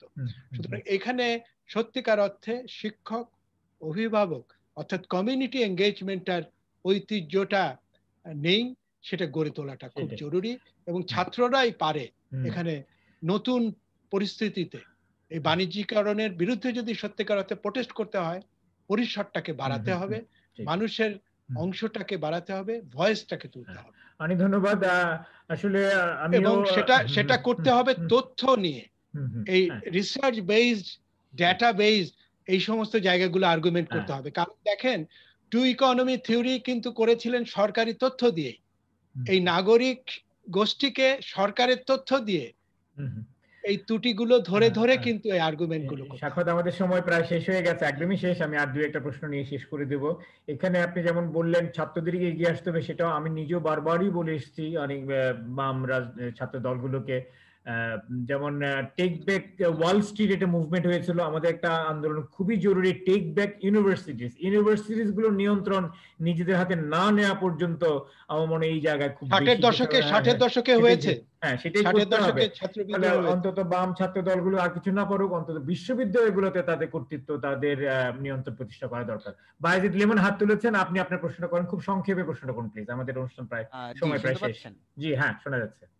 জি, উচ্চশিক্ষার জন্য যে ছাত্রছাত্রীরা বিদেশ যাচ্ছেন তাদের প্রধান অংশটি আর দেশে ফিরছেন না, এটা আমরা দেখতে পাচ্ছি। এদেরকে দেশে ফিরিয়ে এনে শিক্ষকতায় যুক্ত করার ক্ষেত্রে বিশ্ববিদ্যালয়ে নিয়োগ প্রক্রিয়ার অস্বচ্ছতাকেই অনেকে দায়ী করেন। এই বিষয়ে আপনার কি অভিমত? লিমন, এটা আমি মনে করি খুব ইম্পর্টেন্ট একটি প্রশ্ন করলেন। শুধু বিশ্ববিদ্যালয়ের শিক্ষকরা স্কলারশিপ নিয়ে চলে যাচ্ছে তা না, প্রাইভেট সেক্টরে যারা পড়ছে, যাদের সামর্থ্যবান বা যাদের পোটেনশিয়াল মেধা আছে, তারা সবাই এখন বিদেশমুখী। আপনি দেখবেন প্রবণতাগুলো কখন দেখা যায়, তখন রাষ্ট্রীয় জীবনে হতাশা এবং বিকাশের সম্ভাবনাগুলো ছোট হয়ে যায়, তখন কিন্তু মাইগ্রেশন রেটটা বেড়ে যায় এবং বিদেশিরা এই সুযোগটা নেয়। হাই স্কিল মাইগ্রেশন তখন কিন্তু ঘটে।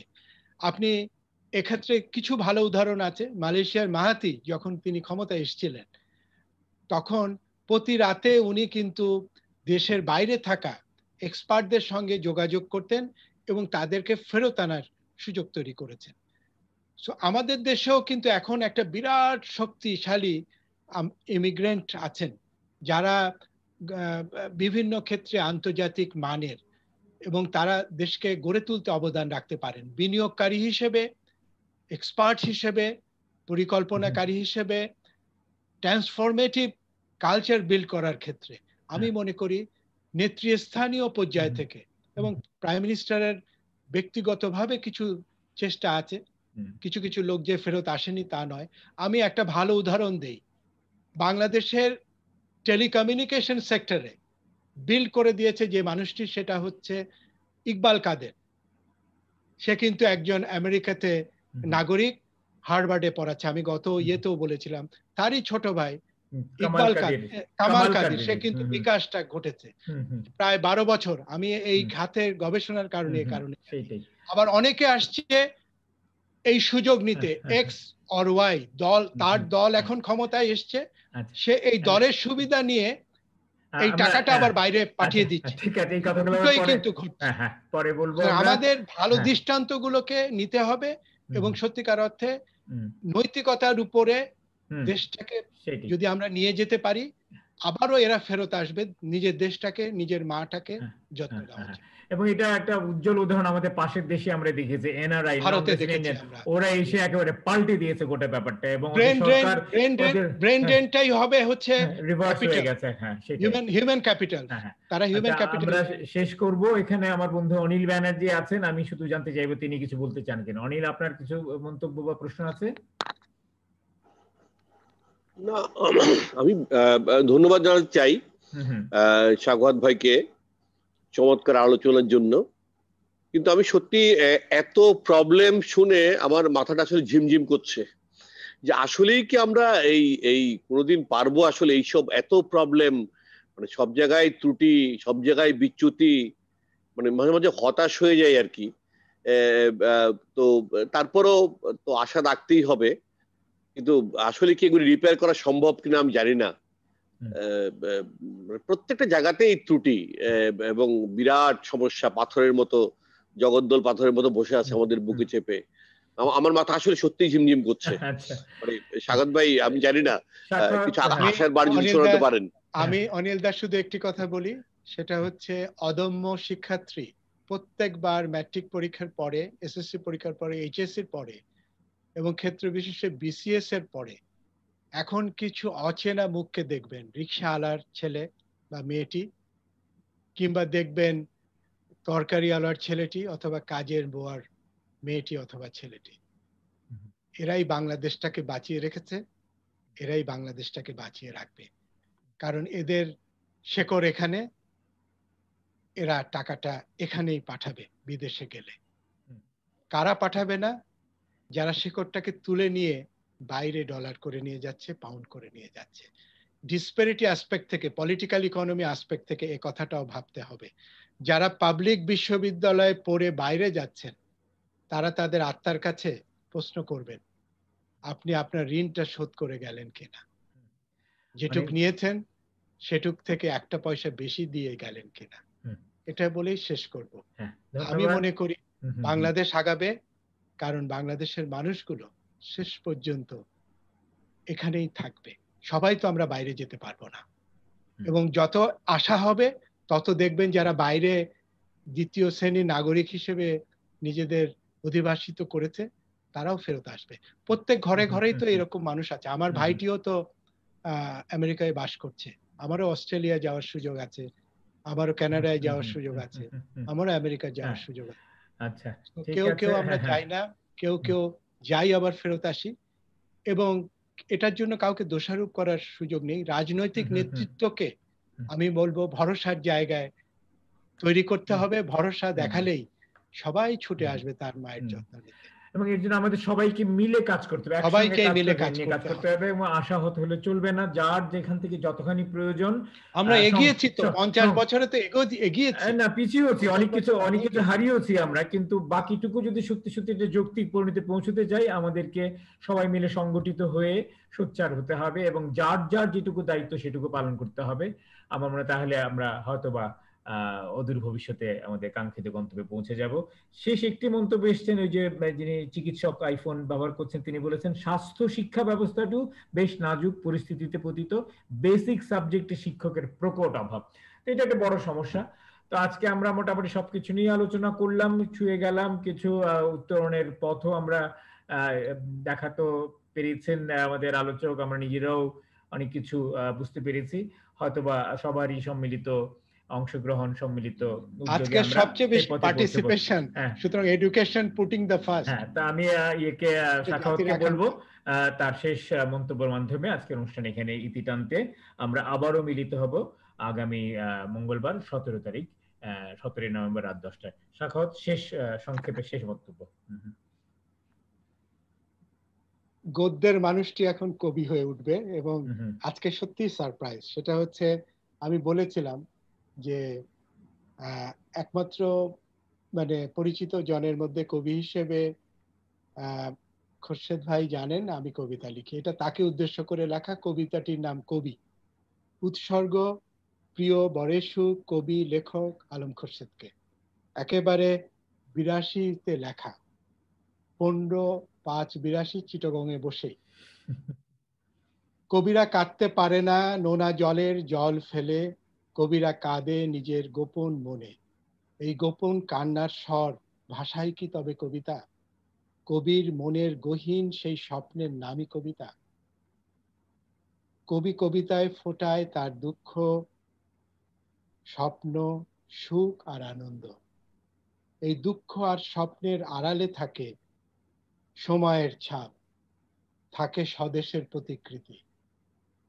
কবি কি তবে কেবলই স্বপ্নে আবেগপ্রবণ আর দুঃখবাদী? কবির আত্মদুঃখের চেয়ে বড় অভাব তার যুদ্ধবদ্ধ অভাববোধ, স্বদেশ আর মানুষের আশা আকাঙ্ক্ষাকে ঘিরে। কবি অভাববোধ অন্যের নয়, নিজের নয়, অন্য সকলের। কবির আবেগ মানুষবাদে মনুষ্যত্বকে না মানতে পারার বেদনা। সমষ্টির না পাওয়া বেদনাকে আত্মসাৎ করে কবি কাঁদে, নোনা জলের রেখা দিয়ে নয়, না পাওয়ার না খাওয়ার হয়ে লড়ে। জল ছিটিয়ে নয়, রক্তের বাণ ভাসিয়ে সে লড়ে। নিজেকে পুড়িয়ে কবি জয়ের অনিবাণ শেখা জ্বালায়, ক্ষয়ে যায় কবি নিজেই। এখানে কবি ক্ষয়ে যায় না। আমি ভীষণ কৃতজ্ঞতা প্রকাশ করছি এত কিছুর পরে, যে একজন আলম খোরশেদ কিন্তু ফিরে এসছে দেশের টানে, সংস্কৃতি এবং মানবিক মূল্যবোধের পতাকাটা উঁচু করে তুলে ধরতে। আমি স্মরণ করছি, ওনারা যখন লেখাপড়া করছেন আমেরিকাতে, তখন একই সময় সমসাময়িক কিছু মেধাবীর সমাবেশ ঘটেছিল। সলিমুল্লাহ খান, সেও ফেরত এসছে। তারেক মাসুদ তখন বিদেশে ছিলেন, তারেক মাসুদও ফিরে এসছেন এবং মারা গেলেন, দেশের কাজেই মারা গেলেন। এবং তারেক মাসুদ যা রেখে দিয়ে গেলেন সব তো আসার কথাই। সো আমাদের একবার এক একজন এই দায়িত্ব নিয়ে রিলে রেসের মতো দেশটাকে আগিয়ে দেব। আমরা হয়তো কিছুটা আগিয়ে এলাম, অনেকটা হয়তো ব্যর্থতা, অনেকটা সীমাবদ্ধতা। খোরশেদ ভাই এখনো সে আশা জ্বালিয়ে রাখছেন, না হলে আমার মতো মানুষকে দিয়ে এই কত কথা বলানোর কেন চেষ্টা, এবং সবটা যেন নিংড়ে বের করতে চাচ্ছেন, এবং সবটাই কিন্তু দেশের জন্য। এমন পরিবেশে কৃতজ্ঞতা ছাড়া, আশাবাদ ছাড়া অন্য কোনো বাক্য উচ্চারণ করার সামর্থ্য আমার নেই। আমি আশাবাদী, আমি ভরসা রাখতে চাই আমার সাধারণ মানুষগুলোর উপর। ধন্যবাদ আপনাদের, এবং যারা রইলেন, উপস্থিত রইলেন, তাদের সবাইকে। আমার মনে হয় শিক্ষার প্রতি আগ্রহটা কতটা প্রবল আজকের উপস্থিতি তা বলে দিল, এবং আলোচনায় তাই বলে দিল। আমি অনুপ্রাণিত হয়েছি, আমি হতাশ। অনেক ধন্যবাদ সবাইকে যারা এসেছেন, অংশগ্রহণ করেছেন, মন্তব্য করেছেন, প্রশ্ন করেছেন, শুনেছেন। আশা করি আমাদের আগামী পর্ব আপনাদের দেখা পাবো। ততদিন ভালো থাকবেন, সুন্দর থাকবেন। শুভরাত্রি। সবাইকে শুভরাত্রি।